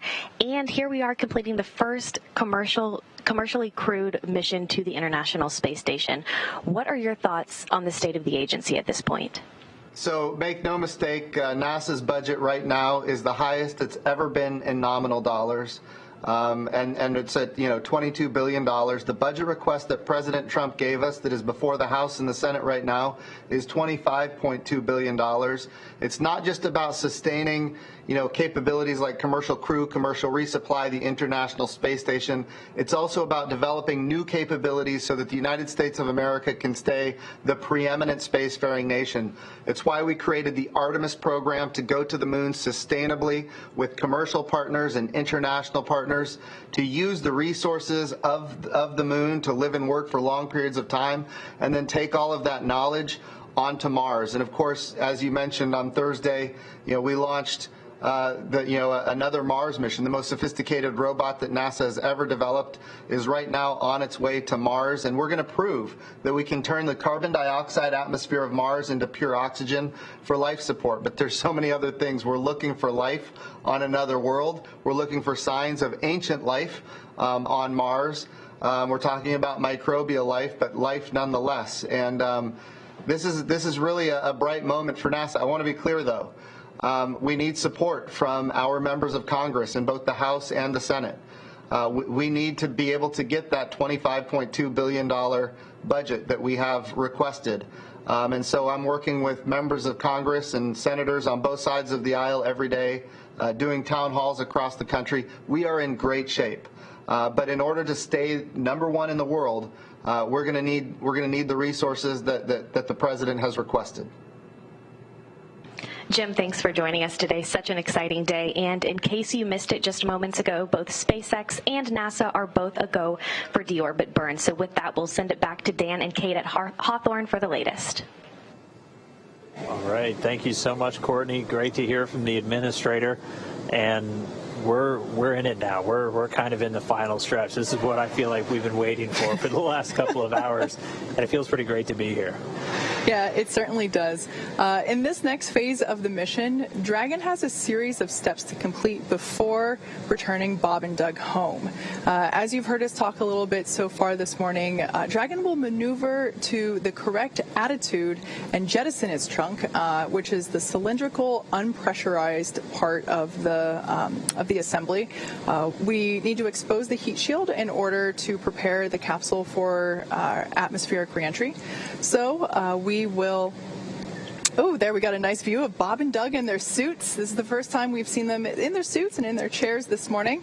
So there they are, tapping away, preparing to initiate the deorbit sequence. So let's talk a little. I'm sorry, go ahead. I was going to say, just like in the lead up in the last couple of minutes, we heard they had good suit leak checks. As Kate described earlier, once the leak checks are complete, they don't keep the suit pressurized, so visors are open. They're going to have cool air running through their suits and the cabin and just getting ready for the ride. Yeah. Whenever they are re-entering the atmosphere, the external temperature will reach about 3,500 degrees Fahrenheit. The internal temperature of the cabin, however, will stay around 85 degrees Fahrenheit. We have a couple of systems in place to keep it cool and comfortable for Bob and Doug as they are returning. Like Dan just said, there will be some cool air flowing through their suits. The cabin itself will also be purged with cooler air as well, so that will assist in making sure that the temperature stays pretty temperate inside the capsule. And I mean, we're just 42 minutes and 50 seconds away from things really kicking up, and this is going to be when we really start to do that first maneuver to get ready to jettison the trunk, and then we'll do that claw and trunk separation. And then it's time for just kind of that final firing of those engines, that really just that downhill ride. Yeah, those forward bulkhead thrusters, there are four of them, four of those Draco thrusters there at the top of the capsule near the nose cone. Those will be utilized to perform the deorbit burn. This burn is what will essentially give Dragon its final trajectory back home. This is the last burn that the capsule will perform. If you've been following along since yesterday afternoon, you know that there have been a number of burns completed. This deorbit burn will be the final one. It will last about 11 and a half minutes. After that burn completes, we no longer need to utilize those Draco thrusters, and we want to protect the forward hatch up there, so we close the nose cone and lock it up. We're expecting that event to happen at 11:11 a.m. Pacific. About 10 minutes, or excuse me, 20 minutes, 25 minutes. Wow, mental math on air is hard. 25 minutes after that, the capsule will be re-entering the Earth's atmosphere, and like I mentioned, approaching about 3,500 degrees, and that's because we're in that heat of reentry, and so that's where things will really heat up for Bob and Doug on their reentry, and that's where we'll have that comms blackout. And we actually have a Twitter question that's germane to this right now, where Stephen asked, during the blackout, will you not be able to communicate with Bob and Doug, but you will be able to track them? And it's kind of a mix. We won't be able to talk to Bob and Doug. We won't be able to send or receive any data from the Dragon spacecraft.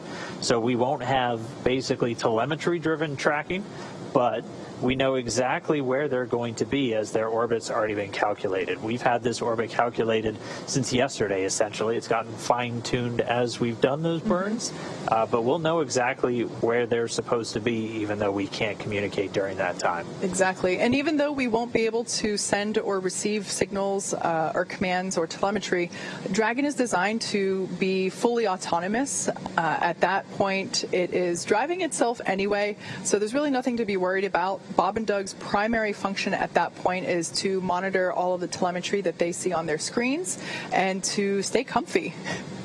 Yeah, and once they're through that initial entry, we'll have that part called entry interface, which we kind of explained as that's when the capsule's really experiencing aerodynamics. They've been flying around in the vacuum of space with no air, so no lift, drag, stuff like that on their capsule. And entry interface is where they're really starting to hit the atmosphere, and it's affecting the capsule. And it'll continue to use its Draco thrusters on the service section to really guide it back home. Yeah, exactly.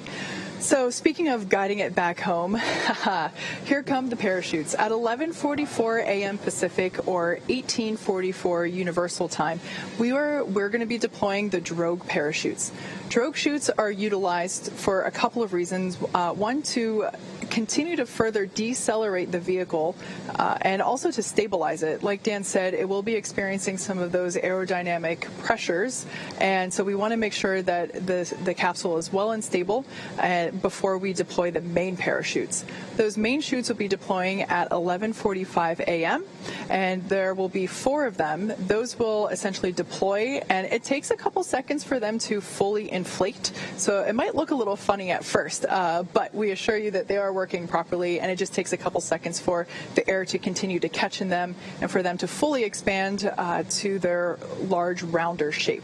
So after those chutes deploy, it only takes 3.5 minutes for Bob and Doug to splash down. That'll be occurring at 11:48 a.m. Pacific, 18:48 Universal. And like we've mentioned before, our splashdown location is off the western coast of Florida. We're aiming for a location near Pensacola. Our recovery vessel Go Navigator is currently in location, ready and waiting for splashdown. They're actually going to be waiting about 3 nautical miles away from that splashdown point. Yeah, we got the call that they were on station. We also got the call that the NASA WB-57 airplane is in the air, and we've actually seen a couple of brief spurts of video. That's the airborne asset that we'll have. That WB-57 is a high-altitude research plane that NASA flies. It's outfitted with a number of imaging cameras. The main one that we'll be seeing is an infrared one.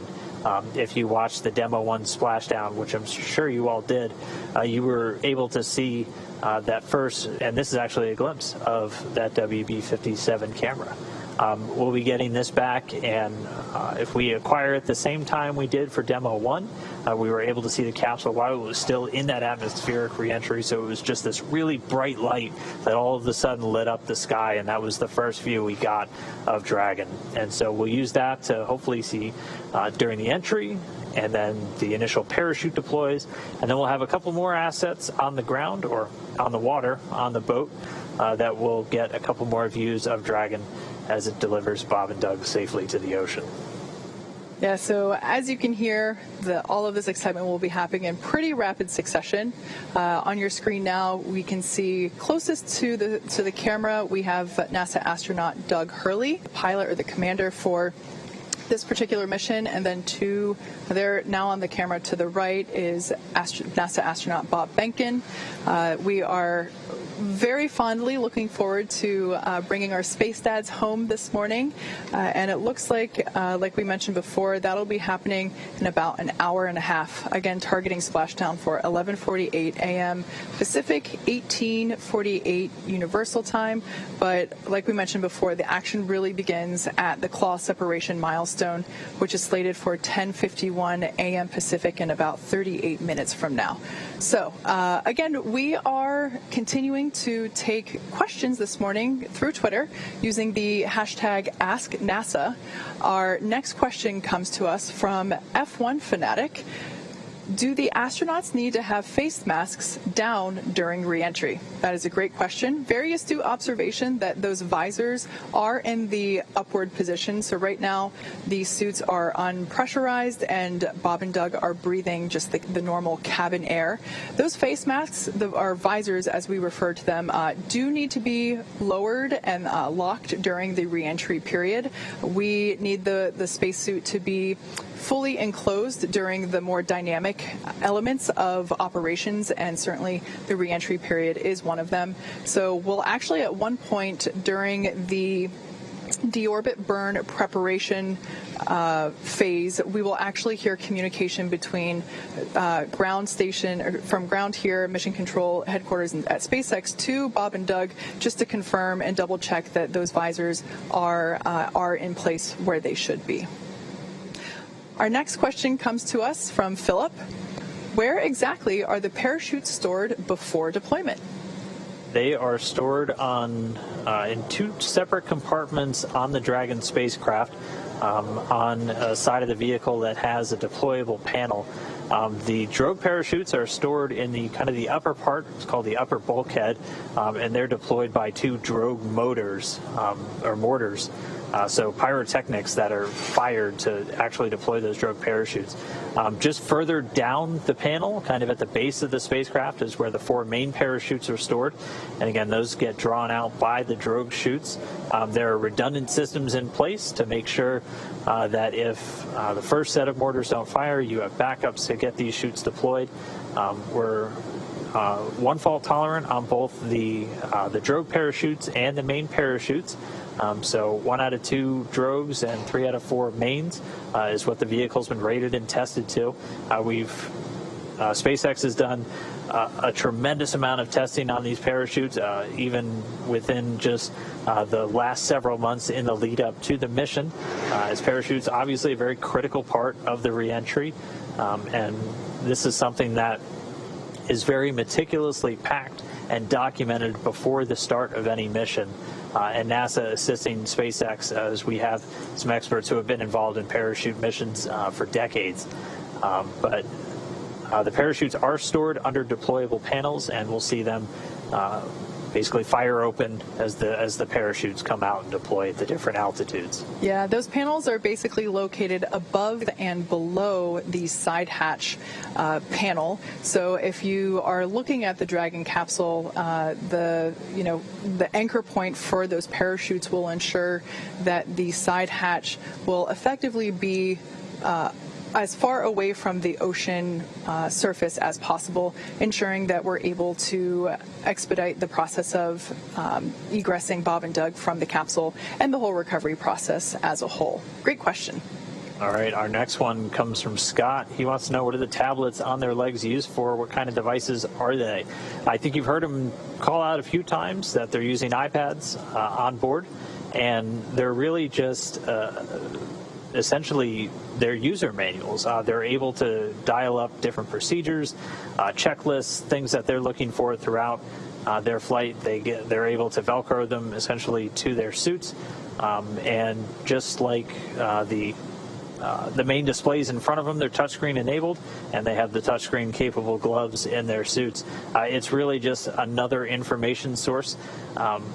Dragon doesn't have the big paper manuals that we were used to in the shuttle era and things like that, just kind of streamlining everything as much as possible. Yeah, absolutely.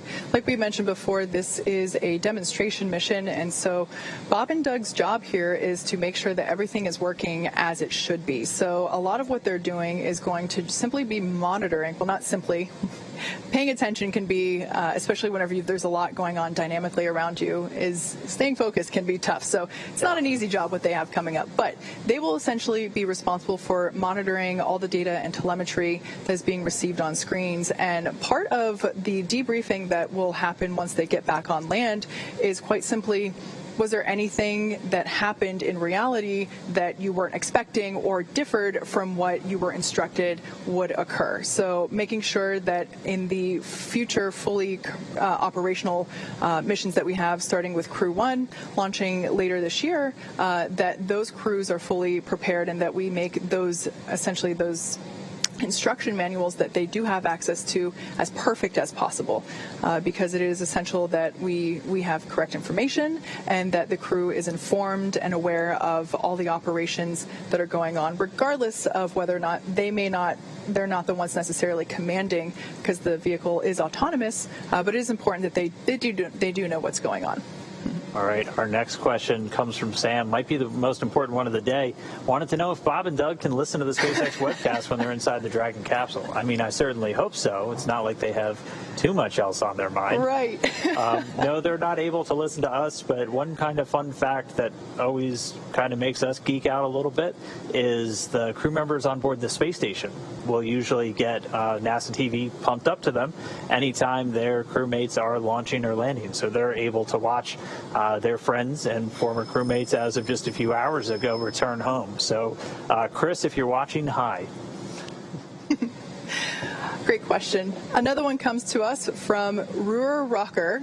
Does the Dragon capsule have windows where Bob and Doug can look out? Absolutely. Actually, one of my favorite pictures that Doug Hurley has posted on Instagram to date was actually one of the first pictures he posted at the beginning of this mission was a shot of what he could see outside of Crew Dragon's windows. There is a window located on either side of the side hatch, and it certainly will provide visual confirmation that re-entry is happening. Like Dan mentioned before, they'll be able to see a little bit of the energy that's being expelled during the re-entry period. Some of those pieces of the ablative material, as they heat up and are designed to flicker away, they'll actually be able to see that from the windows themselves. So it'll be quite the fireworks show.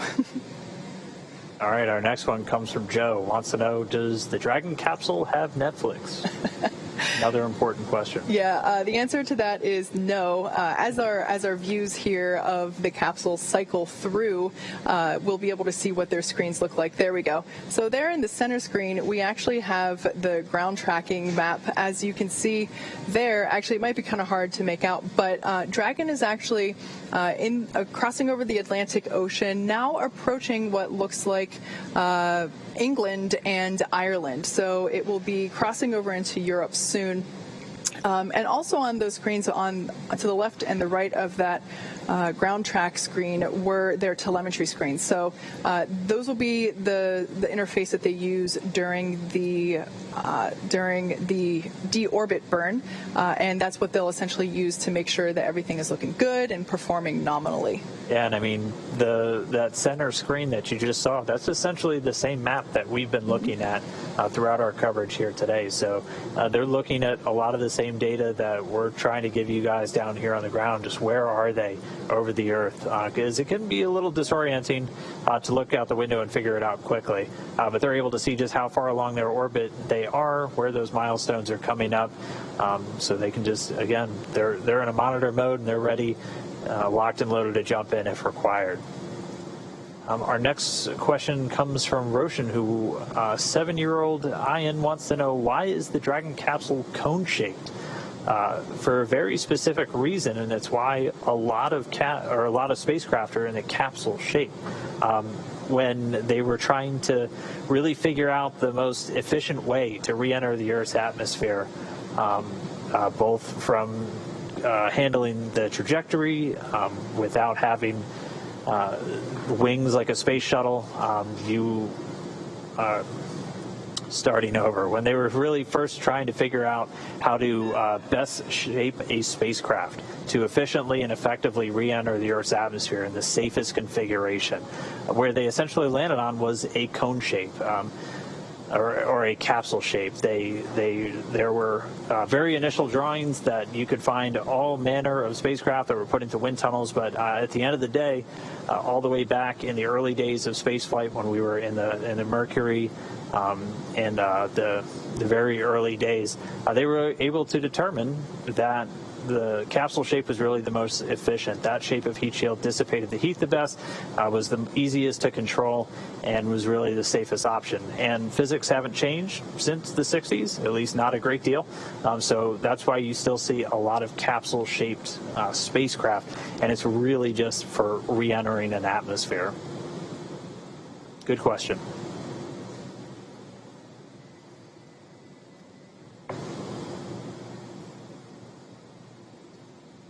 So there on your screen, again, we have live shots coming from Dragon Endeavour as it is making its way back towards Earth. We are approaching the final steps of the day of the mission, in fact, and at 11:48 a.m. Pacific, 18:18 a.m.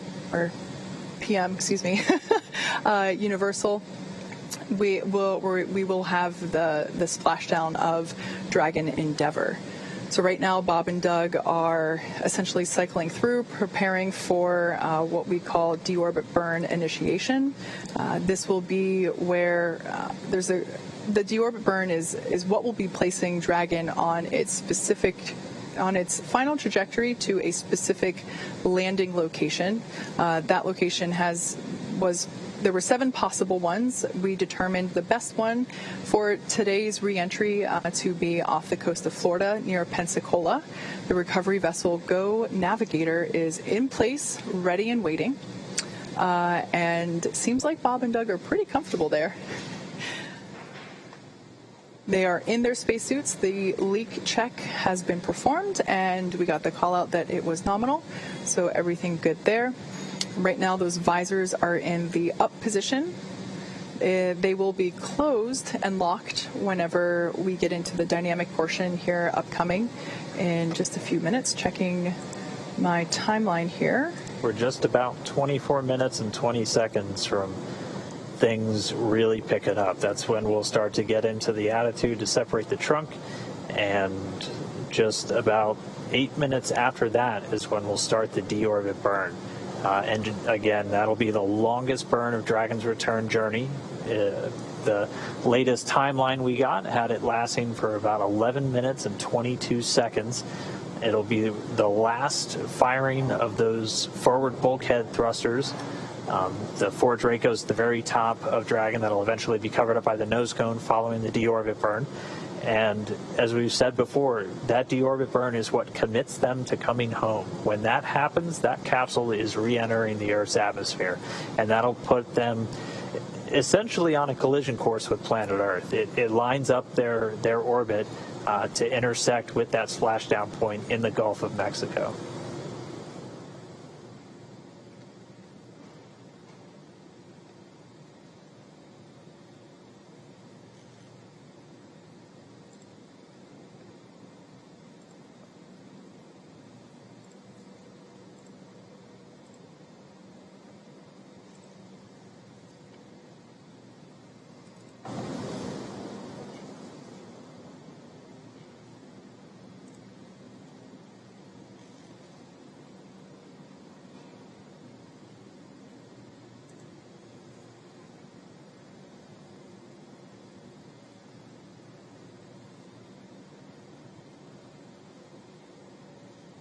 And while we have just a few more minutes until we get to that, we still have some questions coming in. Again, if you have one, jump over on Twitter, use the hashtag AskNASA. This one comes from Scare Survivor, who wants to know, does Dragon lose radio data contact with satellite or ground stations during re-entry? And the answer is really everything. As that plasma builds up around the spacecraft, it essentially prevents signals being sent or transmitted or received by Dragon's antennas around the outside of the spacecraft. So it's both satellites and ground stations that it won't be able to communicate with. But again, Dragon continues flying itself. We know what its orbit is plotted out to be, so we know where it is, and we even know the expected time of that blackout in about 6 minutes. So it does lose contact with everything. We won't be able to hear from Bob and Doug until they're on the other side of that blackout, and then we'll reestablish communication with Dragon.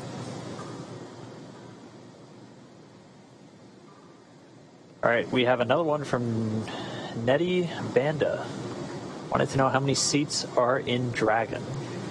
So as you can see on your screen there are actually, I guess one is hidden, there are actually 4 chairs there available. We will be utilizing all 4 seats on the Crew 1 mission launching later this year, currently targeted for September. Right now, Bob and Doug are only occupying 2 of them, as this is a demonstration mission.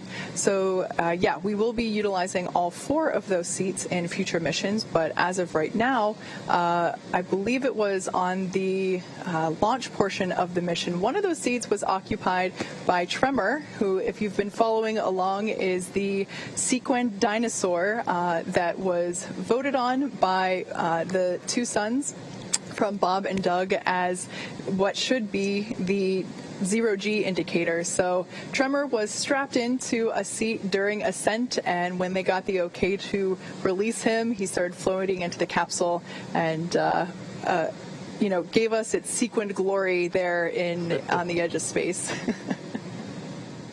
All right. Well, again, just another time hack as we're coming up on these. We're just a little over 20 minutes from the start of all of our deorbit burn sequencing starting. So we're looking at that to really pick up at about 10:48 as we'll start getting into the attitude for trunk separation. And then we start basically executing a bunch of steps that are going to commit Bob and Doug to this reentry. Yeah, we're looking forward to those. It'll be quite the journey. Now, of course, with respect to the deorbit burn, Bob and Doug will remain in their seats and strapped in for the entire duration. In fact, they won't be exiting those seats until they're able to egress or exit the capsule after it has splashed down and been recovered out of the ocean and safely resting in the nest of the recovery vessel. Along that note, our next Twitter question is from Brett. The question is, what is the orientation of the astronauts when seated? As in, do they face the front or the top of the capsule, and do they find it comfortable? Great question there. So in the views that we just had a couple minutes ago, they were, I guess what we would call in the reclined position. They were facing towards the top of the capsule. During the launch portion, whenever they were actually getting into the capsule, back in late May, the seats were actuated in the down position where they were facing towards the hatch. The angle of difference is about 40 degrees between the two positions. They actuate in order to make sure that whenever there are G's being experienced, that it is in the most comfortable and safely ergonomic way possible. So that's where seat or actuation comes in handy. Also, it also helps them to get in and out of the capsule. It's a little trickier whenever the seats are in the up position or when they're reclined facing upward toward the top of the capsule. As for comfort level, I've heard that they have found it pretty comfortable. The seats are actually custom fitted for each astronaut destined to be flying in it. So whenever a crew member is assigned to a mission, they will also be assigned a seat specifically. So there will be no mid-flight fire drills where everyone is switching seats. Everyone has a designated seat. They're essentially small, medium, and large, and the armrests are also customizable depending on how long the crew member's forearm is. So we have taken many steps with comfort in mind, as well as style. You've seen those spacesuits. They look pretty good, in my opinion, but those spacesuits are also similarly custom fitted for each individual crew member. So with the combination of the custom fit of the suit as well as the custom fit of the seats, we have aimed to make it as comfortable as possible in the event of some sort of situation where we need to wave off an activity for up to 48 hours. That's a long time to be in a confined space, even if you are highly trained like these guys. So yeah, making sure that they are as comfortable as possible while inside the cabin was certainly high priority. All right, our next question comes from Richard. This one deals with kind of hygiene on the space station. Just curious how the astronauts that have been on station a while, how do they stay so clean cut? I know there's not a barber on board. Did they cut their own hair? It just looks clean cut. Do they shower, do laundry? How do they do it? They do have to cut their own hair. Even the current commander, Chris Cassidy, who's still on board, famously shaved his head once as his fellow crewmate Luca Parmitano was about to arrive on space station, just so he had some bald company. But they do have trimmers on board the International Space Station that have a vacuum attached to them, so they're not just getting hair just all throughout the cabin, as like everything else, hair would just tend to float around and get caught in the drafts of the air circulation on board. So they use basically vacuum cutters in order to give themselves haircuts. So that's how they're able to do it. No professional stylists up there, but they're able to make do and stay a little less shaggy. quick time check here as we just passed 10:30. It's now 10:32 here in California. We are less than 20 minutes away from our first event here on our list as Bob and Doug begin to continue to check off the boxes of their return home. That first event is claw separation. That's essentially the initiation of trunk jettison. All of that means that we will need to unlatch the claw from the trunk. That is the mechanism that holds and connects the trunk to the capsule, delivers fluid, telemetry, power, all that good stuff. We need to expose the trunk in order for the capsule to deorbit. So we will jettison the trunk and then we will begin a deorbit burn a couple minutes later. That deorbit burn is slated to begin at 10:56 a.m. Pacific, 18:56 Universal Coordinated Time. So in just under 23 minutes, we're expecting that to start.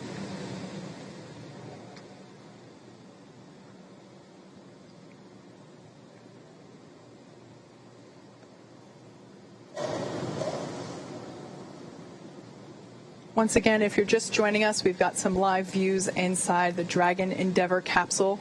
Bob and Doug there in their seats as they are making final preparations and doing final reviews as we get ready to initiate the deorbit sequence. Closest to the camera there is NASA astronaut Doug Hurley, and further away from the camera is NASA astronaut Bob Behnken. These are two incredibly wonderful humans.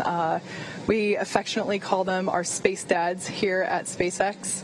It's been such an honor to be able to fly them. Of course, Doug Hurley was actually the pilot of the final space shuttle mission, STS-135, back in 2011. And honestly, when I heard that he was assigned to this mission, I cried because, just to have the opportunity to return the pilot of that final mission to the space station in this capacity is so cool. And I've loved following this mission since the moment that we started training for it here in Hawthorne.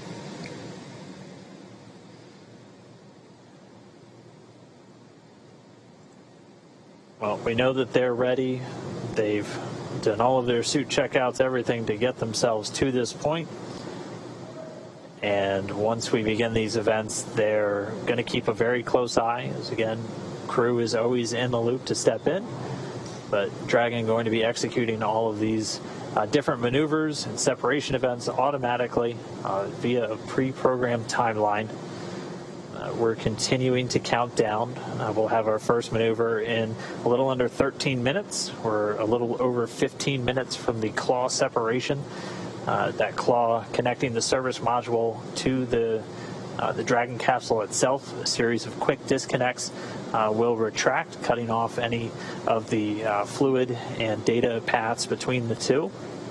And then shortly after that, just a few seconds later, the trunk will separate. And then we will be just less than 5 minutes away from that deorbit burn. Again, deorbit burn expected to last 11 minutes and 22 seconds.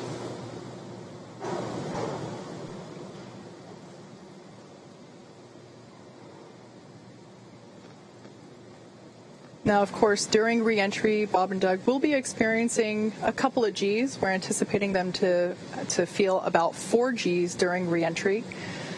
This will make it a little difficult for them to move their arms around. Not impossible, but essentially what they're doing right now is reviewing all of the event details for splashdown, making sure that and I've said this before, they have rehearsed this both they've rehearsed the sequence of events in person with the recovery team, as well as through simulations here at Mission Control or at SpaceX headquarters in Hawthorne, California.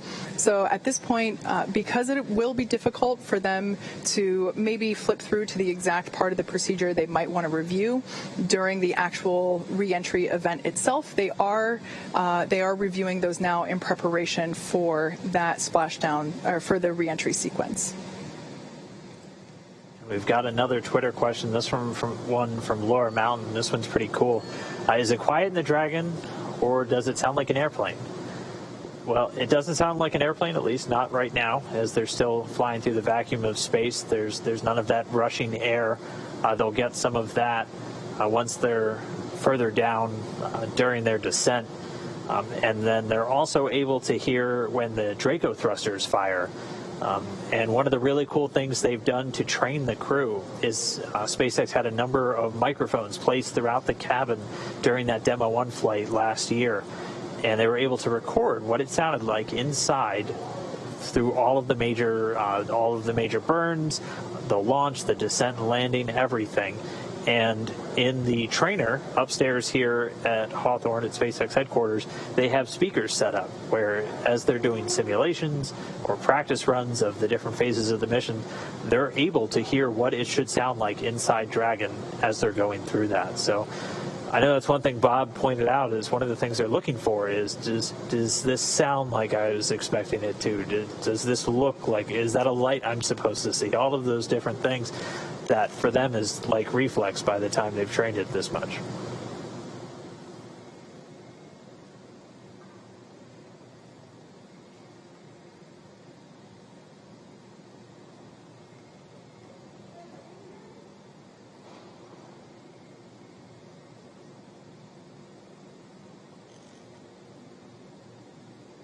All right, well, at this moment, we are less than 10 minutes away from this sequence starting. We are just about 9 minutes away, in fact. And first, we'll see that maneuver where we'll get into the proper attitude or point Dragon really in the right direction for the claw and trunk separation. We're essentially going to do a 90-degree yaw maneuver, turn Dragon sideways to make sure the trunk goes out and away, not coming out in front of or behind the capsule, essentially re-entering the atmosphere with the capsule. We're going to avoid that. And then Dragon will position itself for the deorbit burn. It's going to point those forward bulkhead thrusters into the direction that it's currently traveling. This is called a retrograde maneuver, and this is done specifically to, we're going to slow the capsule down, but more than anything, we're changing the perigee or the lowest point of the capsule's orbit. Again, essentially putting it up on an intersection point with that spot in the Gulf where we're coming home.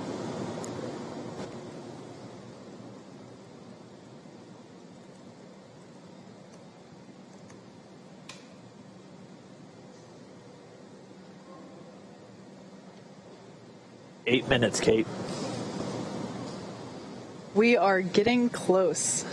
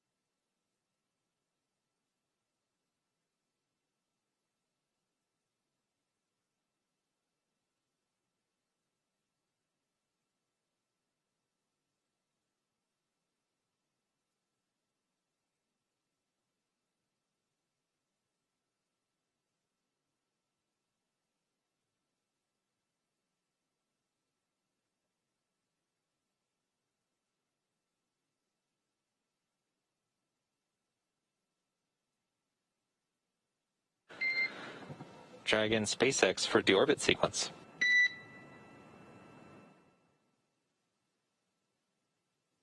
Go ahead. All right, Doug, we are 5 minutes out from deorbit sequence start. In addition, just wanted to inform you we are expecting some RADI-COM during claw and trunk set due to vehicle orientation.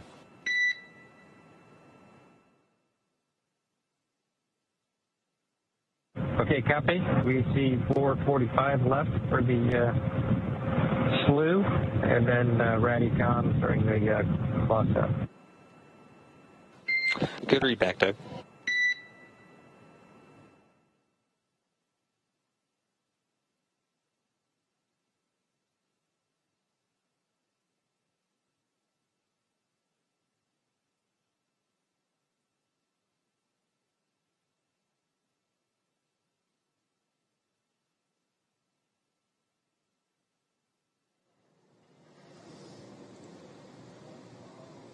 Kate, we are almost 4 minutes away from this starting. Yeah, we just heard the call out there, confirmation from SpaceX Core down here at Mission Control to Crew Dragon that we now under 5, but at the time of the call, 5 minutes away from deorbit sequence start. So like we've been mentioning before, that deorbit sequence will involve separating from the trunk and performing the deorbit burn. As you may have noticed on your the ground tracking map that we've been showing you before, Bob and Doug were in their last orbit around Earth. I can't remember what the number was that you quoted earlier, Dan, but they have done thousands of orbits around Earth during their 2-month duration on station. So it is really exciting that the line that we see on that trajectory map is no longer fully around it. They're coming home. We're not seeing two lines showing what their next orbit is going to be. They are on their final orbit of planet Earth, and this is their 1,024th orbit around our planet since they launched back in May of earlier this year. So we're counting down. We're under 3 minutes away from that first maneuver, and that's going to be a slew, as you heard Doug radio down. And that's essentially, we're going to change the attitude. We're going to use those Draco thrusters to essentially spin Dragon about 90 degrees to the side so we can jettison that trunk. And that'll be done in 2 stages. We'll do the claw separation and then the trunk separation. 2 minutes, 32 seconds, and counting. This is where things really pick up. This is where we really commit to coming home. And this is where we're in kind of the final stages of Bob and Doug's trip in outer space. And pretty soon we'll be seeing them in the Gulf of Mexico. Yeah, well, they are staying comfortable and continuing to monitor data and telemetry in the vehicle. Dragon is actually doing a couple of things itself to prepare for this deorbit sequence. Again, it's doing these things autonomously.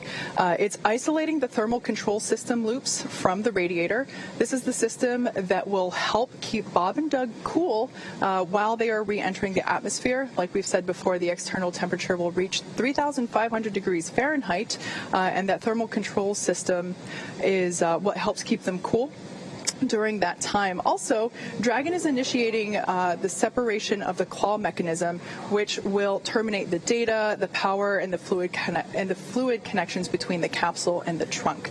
So right now, the vehicle is preparing to execute that, and we are anticipating execution of claw separation in 3 minutes and 35 seconds. So, we've been here for 10 hours, I think, at this point. The webcast as a whole has been going on for almost a little bit less than 24 hours. So, we're in the final moments here as Dragon is beginning its journey home to bring Bob and Doug back to Earth. Yeah, this is the moment that Dragon is in the position to start coming home. The recovery team's already on station. They have been for a while out there off the coast of Pensacola. We are less than a minute from starting all of these carefully choreographed sequences to essentially split Dragon in half, get rid of that trunk so we have the capsule, point the heat shield back down towards Earth following that deorbit burn, and then we bring them home. We are just about 30 seconds away now from maneuvering Dragon to get ready to get rid of that claw first, and then that trunk separation. There will be about a 35-second difference or 35-second jump from separating the claw to separating the trunk, and we'll keep our eyes on the ground track for you and make sure we get kind of exact locations of when these separation events are occurring. We're looking for both the claw and the trunk to separate cleanly, and then it'll be less than 5 minutes until we do the deorbit burn. Yeah, and after that, it'll... Dragon SpaceX, deorbit sequence start. All right. Great news. Never copied. All right, so the Draco thrusters on Dragon starting to fire. It's now moving its way over to the trunk jettison attitude. We should be about 2 minutes away from the claw separation.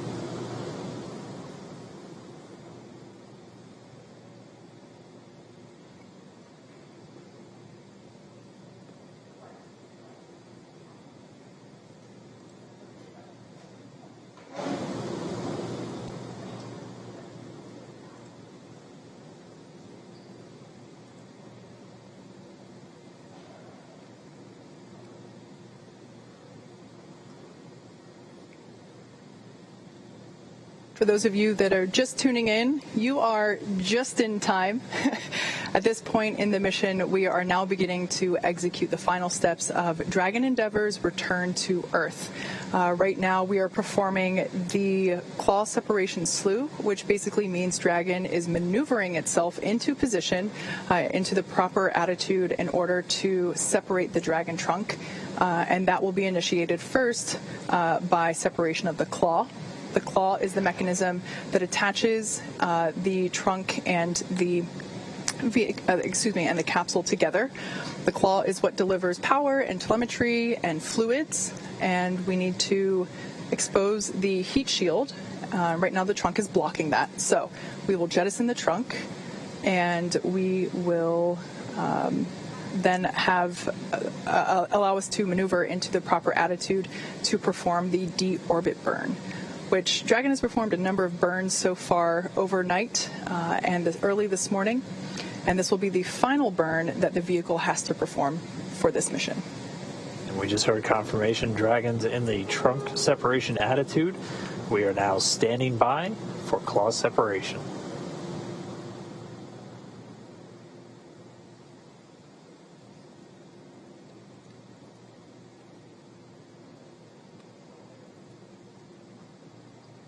And we just heard confirmation of claw sep.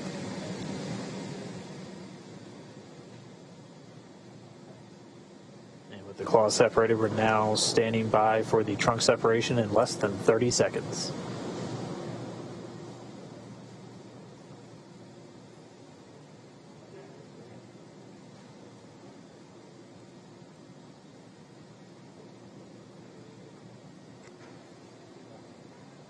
Ten seconds till trunk separation.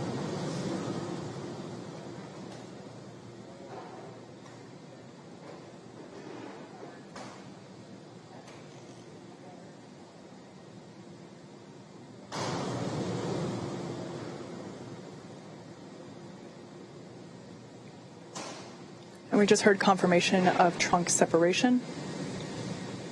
The trunk separation coming at 10:52 a.m. Pacific, with Dragon flying over the Indian Ocean just off to the west of Australia. Dragon SpaceX, we showed nominal trunk jettison. Oh yeah, we felt it. All right. So the crew just got the call, nominal trunk separation. That's exactly what we were looking for. Next up is going to be that deorbit burn. Again, this is the longest burn of their trip home. This is the longest firing of those thrusters and the last time we're using those forward bulkhead thrusters. Exactly. Those forward bulkhead thrusters, like Dan just said, that's what we're using to perform the deorbit burn.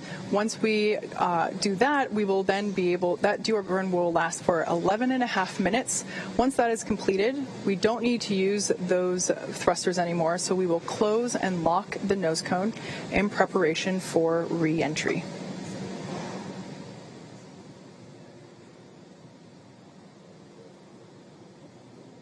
So we're a little under 3.5 minutes from the start of the deorbit burn.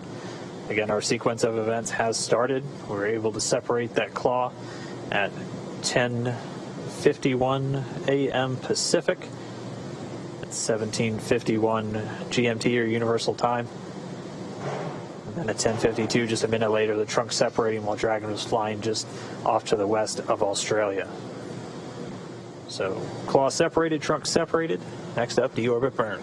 Yeah, right now, Dragon is running exclusively on battery power now that the trunk is separated.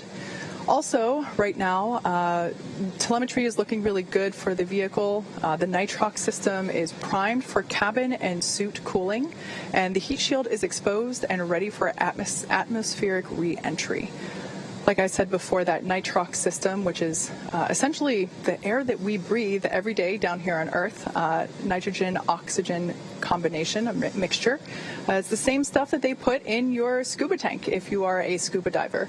The nitrox system is used to cool the cabin and the suit to keep the crew comfortable during the re-entry phase. They will actually have cold air flowing through their suits themselves, as well as through the cabin itself. So a two-pronged approach to maintaining a comfortable temperature there inside the capsule. Like we said, the next event that we have coming up will be the deorbit burn, which we're expecting that to commence in 1 minute and 40 seconds.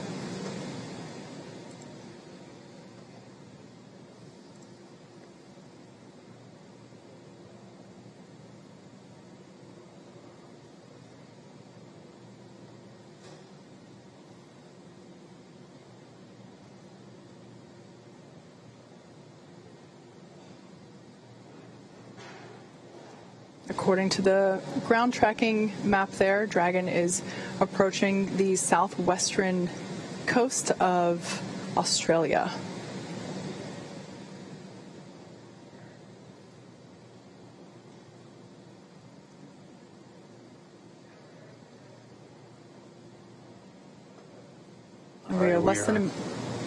We're excited. Jinx. We are inside a minute to deorbit burn. And again, one more time, this is the long one. This is expected to last 11 minutes, 22 seconds.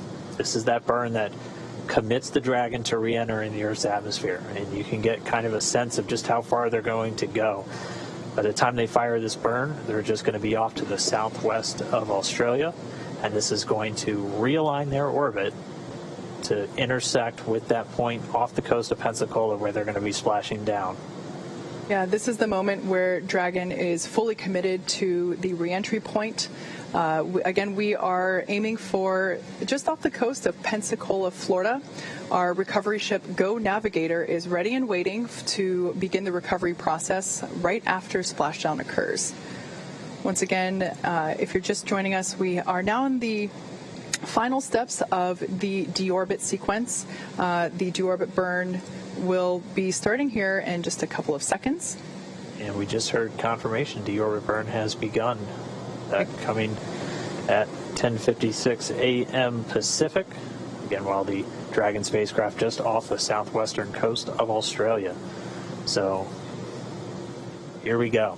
11 more minutes to go. I'm ready, and I'm sure it's safe to say that Bob and Doug are ready. They've done a number of interviews over the last few weeks while they were on station, and just the excitement and the enthusiasm for the mission is palpable.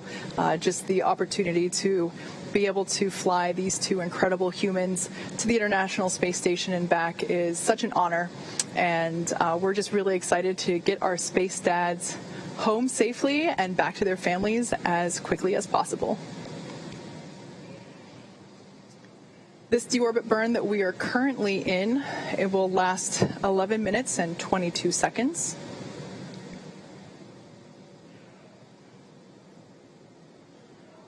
Already a little more than a minute 10 in counting, so we have about 10 minutes to go. Just heard a call.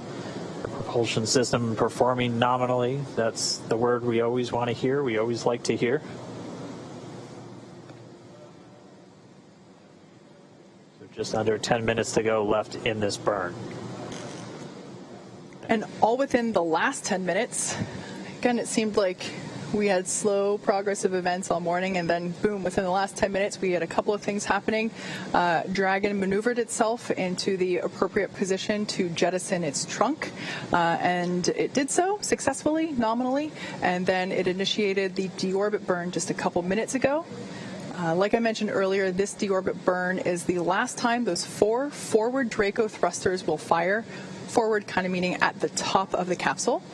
Dragon Endeavour has not yet entered Earth's atmosphere, but this deorbit burn is what will line the vehicle up and put it on its final trajectory to the landing site in the Gulf of Mexico.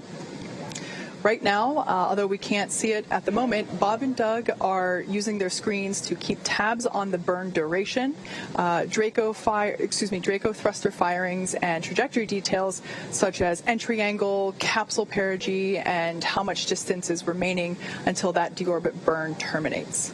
So Dragon is flying itself, so all they really have to do is stay strapped in their seats and keep tabs on things.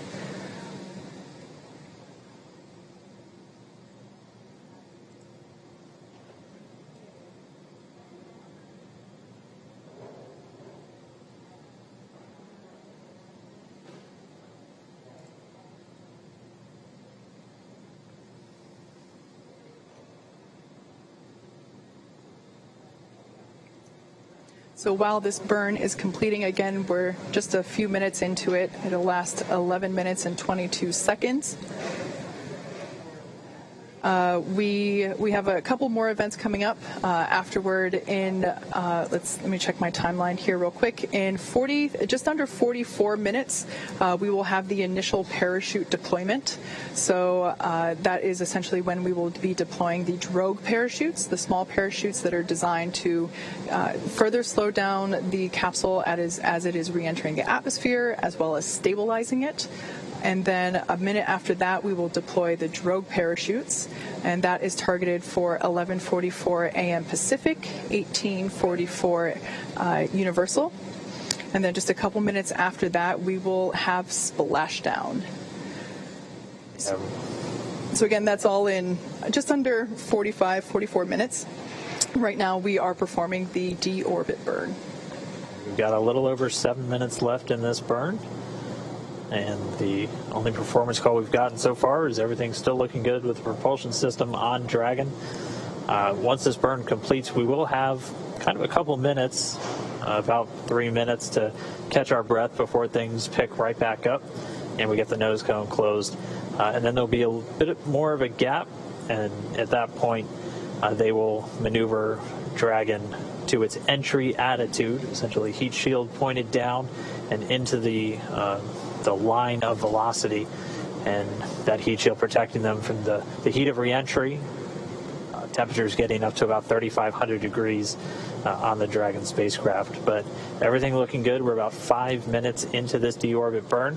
Again, it started right at 10:56 a.m. Pacific time, 17:56 GMT.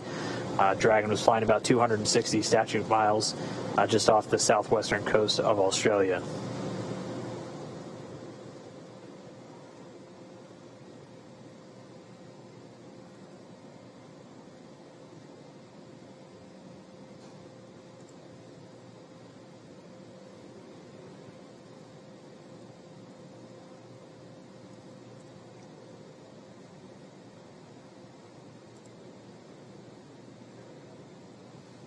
So right now, during this burn, we just heard a call that we're halfway through the burn and everything is looking great, everything performing nominally. During this burn right now, Bob and Doug are currently monitoring the Deorbit tool, which, like I said earlier, captures things like the perigee, the reentry interface, how much distance remains before the burn itself is terminated. They're also monitoring the burn duration and the firing of those Draco thrusters located there at on the forward bulkhead of the capsule. There on your screen, you actually can see what Bob and Doug are seeing right now. That is that tool on their screen. So on the left and the right of the center screen, that is the Deorbit. That is the Deorbit monitoring tool.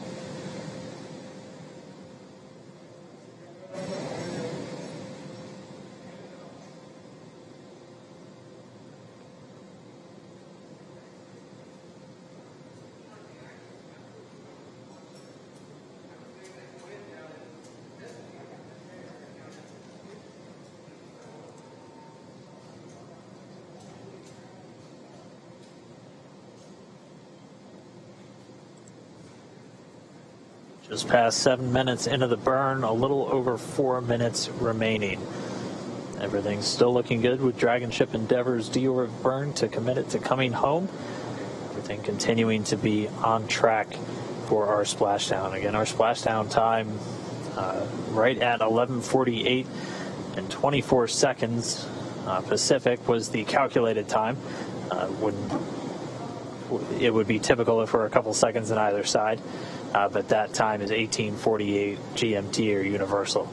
But we're already through several of the really major steps to initiate this re-entry. The claw is separated, the trunk is gone, the deorbit burn has begun, and we're more than halfway through, just a little under 3.5 minutes remaining.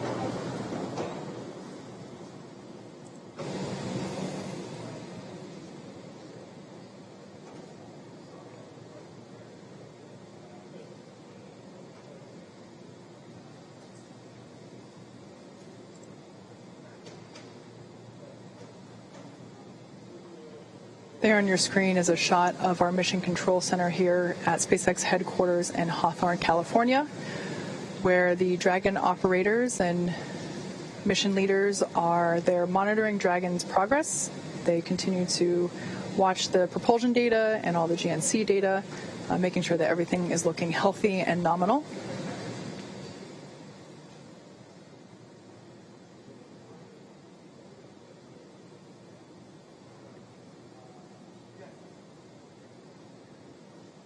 We're just about 2 minutes, 30 seconds until the end of this burn. We'll listen for the call out up to the crew on the performance of the burn, and then they'll start moving into the next steps. Again, we'll get about a 3-minute breather before the next major milestone comes up when we get ready to close the nose cone, that protecting the docking ring, guidance, navigation, and control sensors, and also these 4 forward bulkhead thrusters that are currently performing the deorbit burn during the actual re-entry process. So we are at just under 2 minutes from the conclusion of the deorbit burn.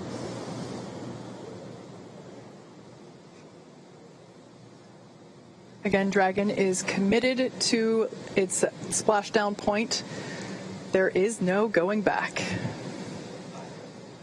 Yeah, we already have the recovery team ready and on standby. They've been there for quite some time now. Here, and we have about 90 seconds left in the burn. Weather looking great at the splashdown site off Pensacola. Winds just around 2.5 miles per hour. Sea being described as like glass by the Corps here in Hawthorne, radioing up to the crew. Ended up getting fantastic weather for this first crewed splashdown of Dragon. We are 1 minute away from the end of deorbit burn. Again, this burn is placing Dragon on its final trajectory to the landing site off of the coast of Pensacola, Florida. That is in the Gulf of Mexico. And our recovery vessel, Go Navigator, and the recovery team are ready and waiting to see Bob and Doug come back through the atmosphere.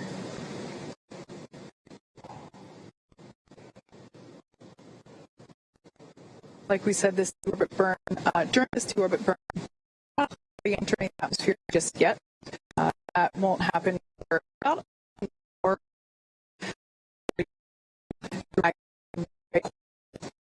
Touchdowns.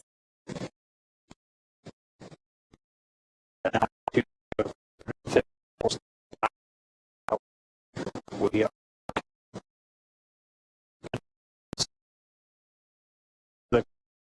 on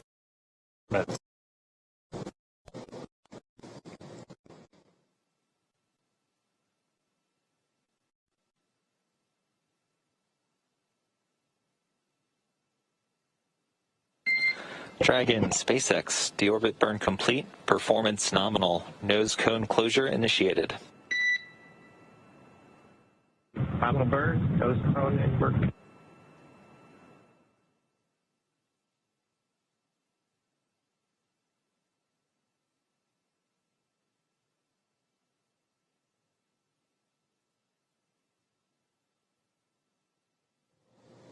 all right.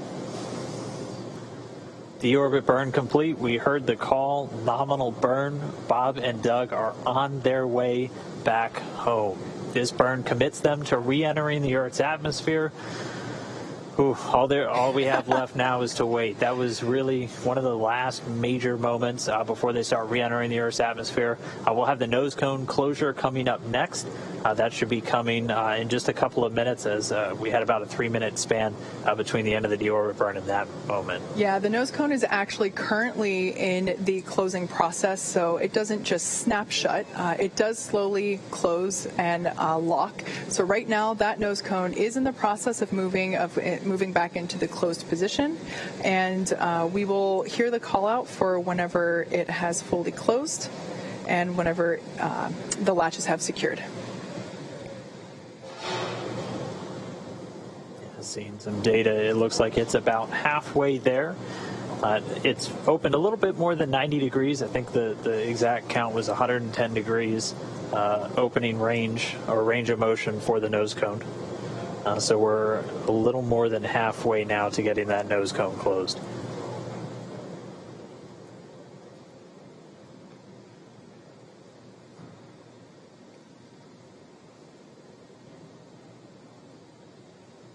So I have just heard that we have a visual on nose cone closure. So it'll take a minute for the hooks to close in. They close in a series. So the first series will close and then the second will follow, and that'll take about a minute to complete.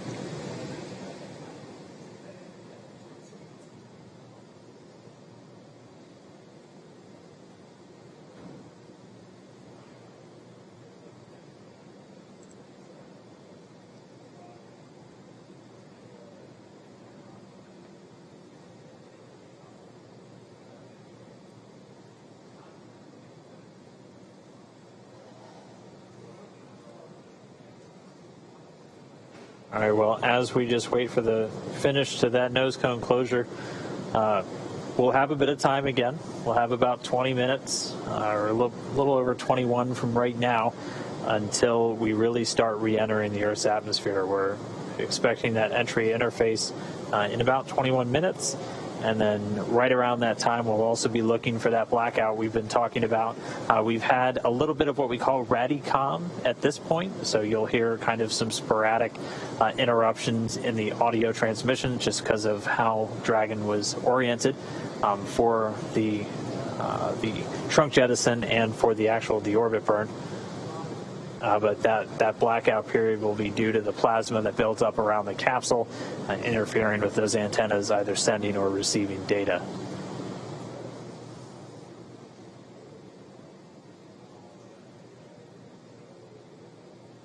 So I've heard the call out that the first set of hooks for nose cone closure are in motion. So this will complete in 2 sets. The first set is now in motion. So really good news to hear that. Everything looking good so far. Like I mentioned before, in the background, Dragon has inhibited the forward bulkhead Draco thrusters that we just used to complete that deorbit burn. This is to ensure that it's safe to latch that nose cone shut for reentry. Also, the vehicle has initiated the nitrox purge. Nitrox is simply a mixture of nitrogen and oxygen. It's what we breathe, and the nitrox that is being purged into the system is cooled, so allowing that cool air to circulate around the cabin, but also inside of Bob and Doug's suits, will help to keep them cool and comfortable during re-entry, which will be coming up in about 20 minutes. We're currently tracking 23 minutes and 20 seconds until entry begins.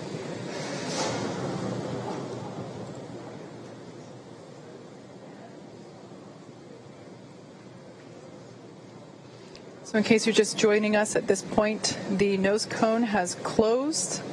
The forward thrusters have been disabled, and we are latching the nose cone. Currently underway with the first set of hooks, the first of 2 sets.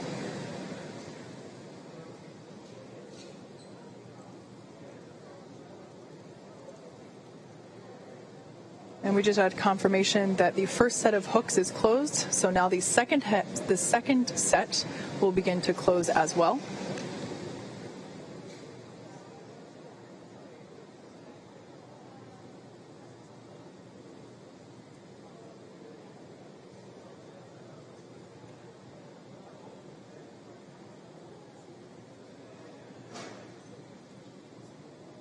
As we mentioned, after this nose cone's fully closed, we'll have a couple of minutes to catch our breath again, about 20 minutes or just under 20 minutes until Dragon will start to maneuver itself to the entry attitude, essentially pointing the heat shield in the direction of travel as it's going to be leading the way through their reentry through the Earth's atmosphere. We'll look to run into that communications blackout at about 36 minutes after the hour, expecting that to last for about 6 minutes, and then we'll get that back shortly before we deploy the drogue parachutes, followed just less than a minute later by the main parachutes. And by that point, hopefully we should have some views of Dragon re-entering the Earth's atmosphere and parachuting to a splashdown in the Gulf.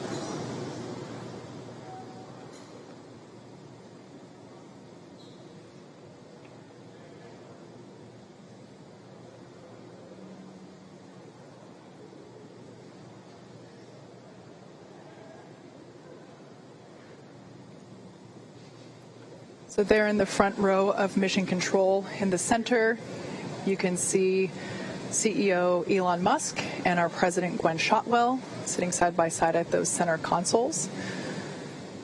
In addition to those two, the room is filled with Dragon operators and mission leaders who are continuing to monitor the health and telemetry of the crew and the capsule.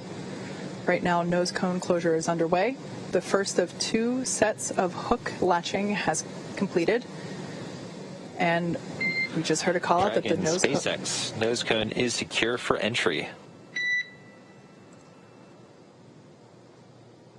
Copy. We see it on board. All right, great confirmation there. Back and forth from Mission Control here to Bob and Doug up in Dragon Endeavour. That Bob and Doug have also confirmed on their displays that the nose cone has closed nominally and it is secure for entry.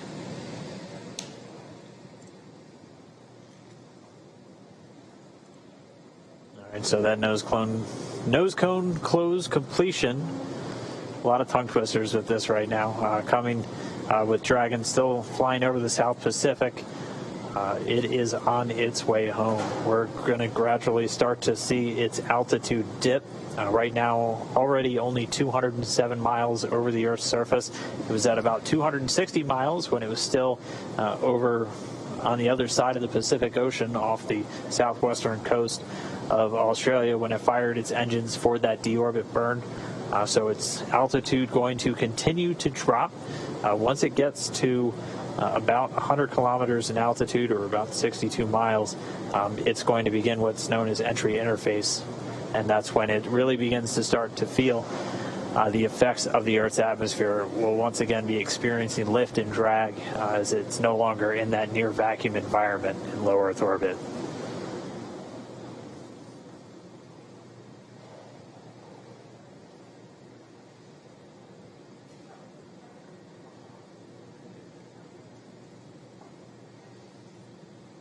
So we're essentially stepping into the second half of entry.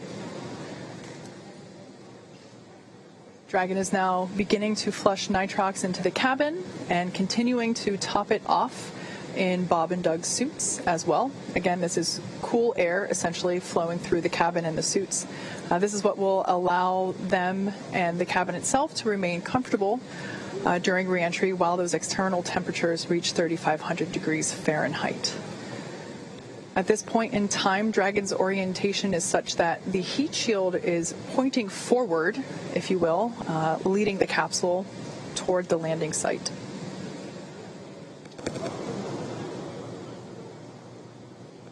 If you've been following along over the last couple of days, you know that weather has been a big ticket item for us. The recovery team has been busy over the last week working to determine the selection of a landing site In order to increase the options for space station departures, the team identified a total of 7 possible splashdown locations. In order to meet NASA's timeline requirements for crew recovery, these potential splashdown locations have to be close to a port, and they have to be close to medical facilities. So with all of that in mind, you add the ever-evolving weather conditions of Florida, but also that tropical storm Isaiah that was moving through. And it's easy to see how determining that landing site is quite a complex process. Since Dragon is capable of splashdown on either side of the Florida Panhandle, we in fact have 2 identical and fully equipped recovery vessels ready to support. One in the Gulf of Mexico, which is what we're utilizing today, Go Navigator, and the other located off the east coast of Florida, able to service landing sites in the Atlantic Ocean. That one is Go Searcher. Like I mentioned, today we'll be splashing down in the Gulf of Mexico, just off the coast of Pensacola, Florida. Go Navigator, that recovery ship I just mentioned, is in place and ready and waiting for Bob and Doug. The WB-57 plane, if it hasn't taken off already, I'm sure it will be very soon. It's in the air. Okay, great. That's what will provide our first views of Dragon during reentry. We'll get a thermal cam off of that airplane, allowing us to see the capsule as it is reentering the atmosphere. If you were tuned in for our Demo 1 broadcast, it was basically a big ball of light coming at us. We'll also have cameras on board the recovery vessel, so as Dragon gets closer and is deploying those parachutes, we will also be able to have hopefully some really clear footage of that all occurring as well.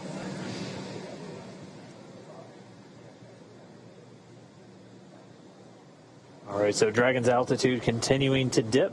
Right now about 174 miles over planet Earth. We're under 11 and a half minutes from where we expect to hit entry interface. So that's where Dragon will really start feeling the effects of being in a denser atmosphere.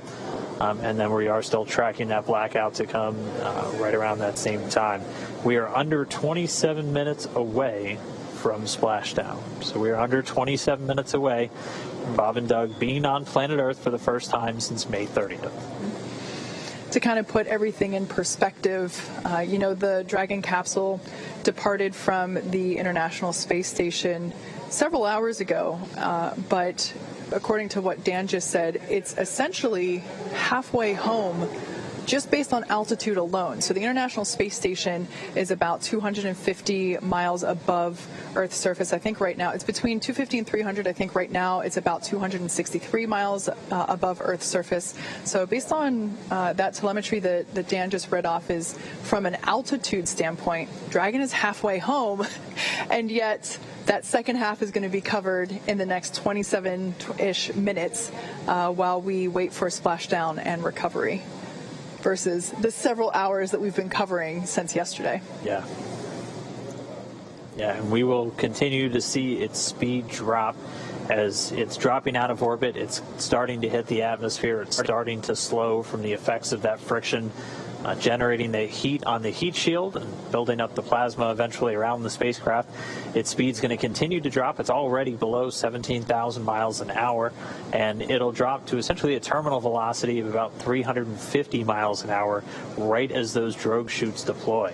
And those are going to pop out when sensors on the Dragon spacecraft, both GPS and pressure sensors, tell the spacecraft it's at the right altitude, and then those will automatically deploy. Those drogues coming out of the top section of the spacecraft using 2 mortars, or pyrotechnics essentially, to deploy those to do the initial slowing and stabilizing of the Dragon capsule. Yeah, then after that, the main parachutes will pop out and further decelerate it to about 119 miles per hour. And then that will continue to decelerate. And by the time that the capsule is splashing down in the Gulf of Mexico, it's only going 15, 16 miles per hour. So significant reduction in speed there over just the course of a couple minutes. That, of course, is a pretty comfortable speed. The way that the astronauts have described it previously with other types of missions also landing down, doing land landings at about the same rate. They said it feels like you're in a minor fender bender. Yeah, you're definitely running into something. You'll feel it, but they do a lot of work with the seats and the restraints with these crew members just to make sure, while it may be a fender bender, you got more than a seatbelt essentially holding you in. So they're very secure in their suits and in their seats, and they're going to stay in there even after Dragon touches down. We'll still have communication with Dragon. Once they're in the water, it'll stay powered on. Probably most importantly, the air conditioner will continue to work while they're in the capsule in the now Gulf of Mexico, and much warmer temperatures than they've seen for the last couple of months. And we'll still be able to talk to them from here in Hawthorne, and the recovery teams will be able to as well. Yeah. One of the things we might see them do, depending on sea states and everything after they touch down and the crew themselves, they'll still have a couple of demonstration tasks potentially to carry out. They have a satellite phone inside of the capsule that has its own satellite antenna integrated into Dragon, and they're able to use that independent of Dragon's communication system. So one thing we might hear them do is do a test call on that to the teams here in Hawthorne. We wouldn't be able to hear the call, but you would hear the go to do it over the Dragon to ground audio that we've been listening to this entire time. So still have a couple of demonstration steps, essentially, as, again, this is a test flight. This is the flight to really prove out Dragon systems, to bring crew members from Kennedy Space Center to the space station and return them safely to Earth. And so far, we have had a flawless ride downhill. We've completed the deorbit burn. Dragon is continuing to drop down. It's right now at about 132 miles over the Pacific Ocean. Pretty soon we're going to see its ground track cross over Central America, out over the Gulf, culminating in that splashdown in the Gulf just off the coast of Pensacola.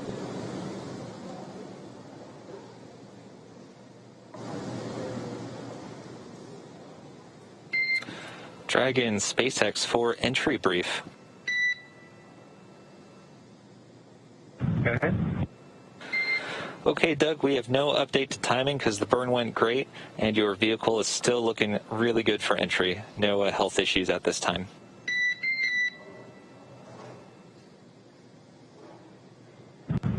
Okay, Dragon copies. Thank you. In addition, the recovery team is go, and the weather is still great. Winds are about 2 knots and waves about 1 foot. From the ship, they're reporting very calm. How copy? Copy. Good weather at the landing area. Thank you. Okay, and last piece is that we do expect some additional RADICOM during entry prep 2 due to vehicle attitude. So if you can get us your entry check report a little bit prior to entry prep 2, we'd appreciate it.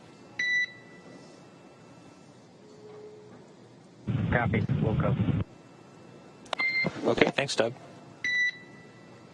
So there we just had a bit of a briefing between Mission Control and Bob and Doug up in Crew Endeavor, just confirming with them that the deorbit burn was great and that the timing on their pads doesn't need to be updated. We are able to upload new trajectory calculations, including times that remain live depending on how the burn goes, and at this point in time, those don't need to be updated. It is important that they do remain accurate because Bob and Doug, their primary mission right now is to continue to monitor the vehicle status and telemetry and data being presented to them on their touchscreen displays in front of them, and so during the more dynamic events, they certainly want to be aware when things like parachute deploy will be happening and when splashdown is expected. So making sure that the timeline of events, the sequencing is accurate is certainly important in order for them to stay aware and updated of upcoming events. Just another quick position check. Dragon still out over the Central Pacific, down to about 108 miles in altitude. And we're expecting that entry interface to come up in the next 4 minutes or so. Again, at that point, Dragon should be at an altitude of right around 62 statute miles, or about 100 kilometers. and that's when it really starts to feel the effects of the atmosphere. It starts to experience the lift and drag and other atmospheric effects it's been free from while flying in the near vacuum of low Earth orbit. So continuing to drop in altitude, still looking for an on-time splashdown. Should just be about 19 minutes from now.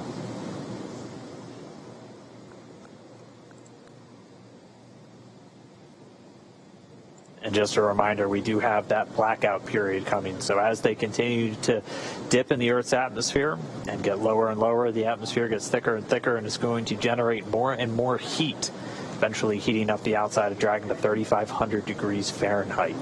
And as it hits that peak heating, it'll also be forming a plasma around the spacecraft. So we do expect to lose comm for about 6 minutes. SpaceX Dragon crew entry preps are complete.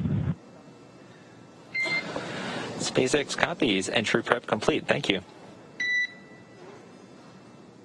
The call from Spacecraft Commander Doug Hurley. Entry preps are complete. So they are on board, they are monitoring, they are ready to come home. Yeah, and as of right now, entry prep should have also included final configuration of their flight suits. So we had a question from our social media earlier if the visors will be up or down. Those visors should be down at this point as part of that entry prep check.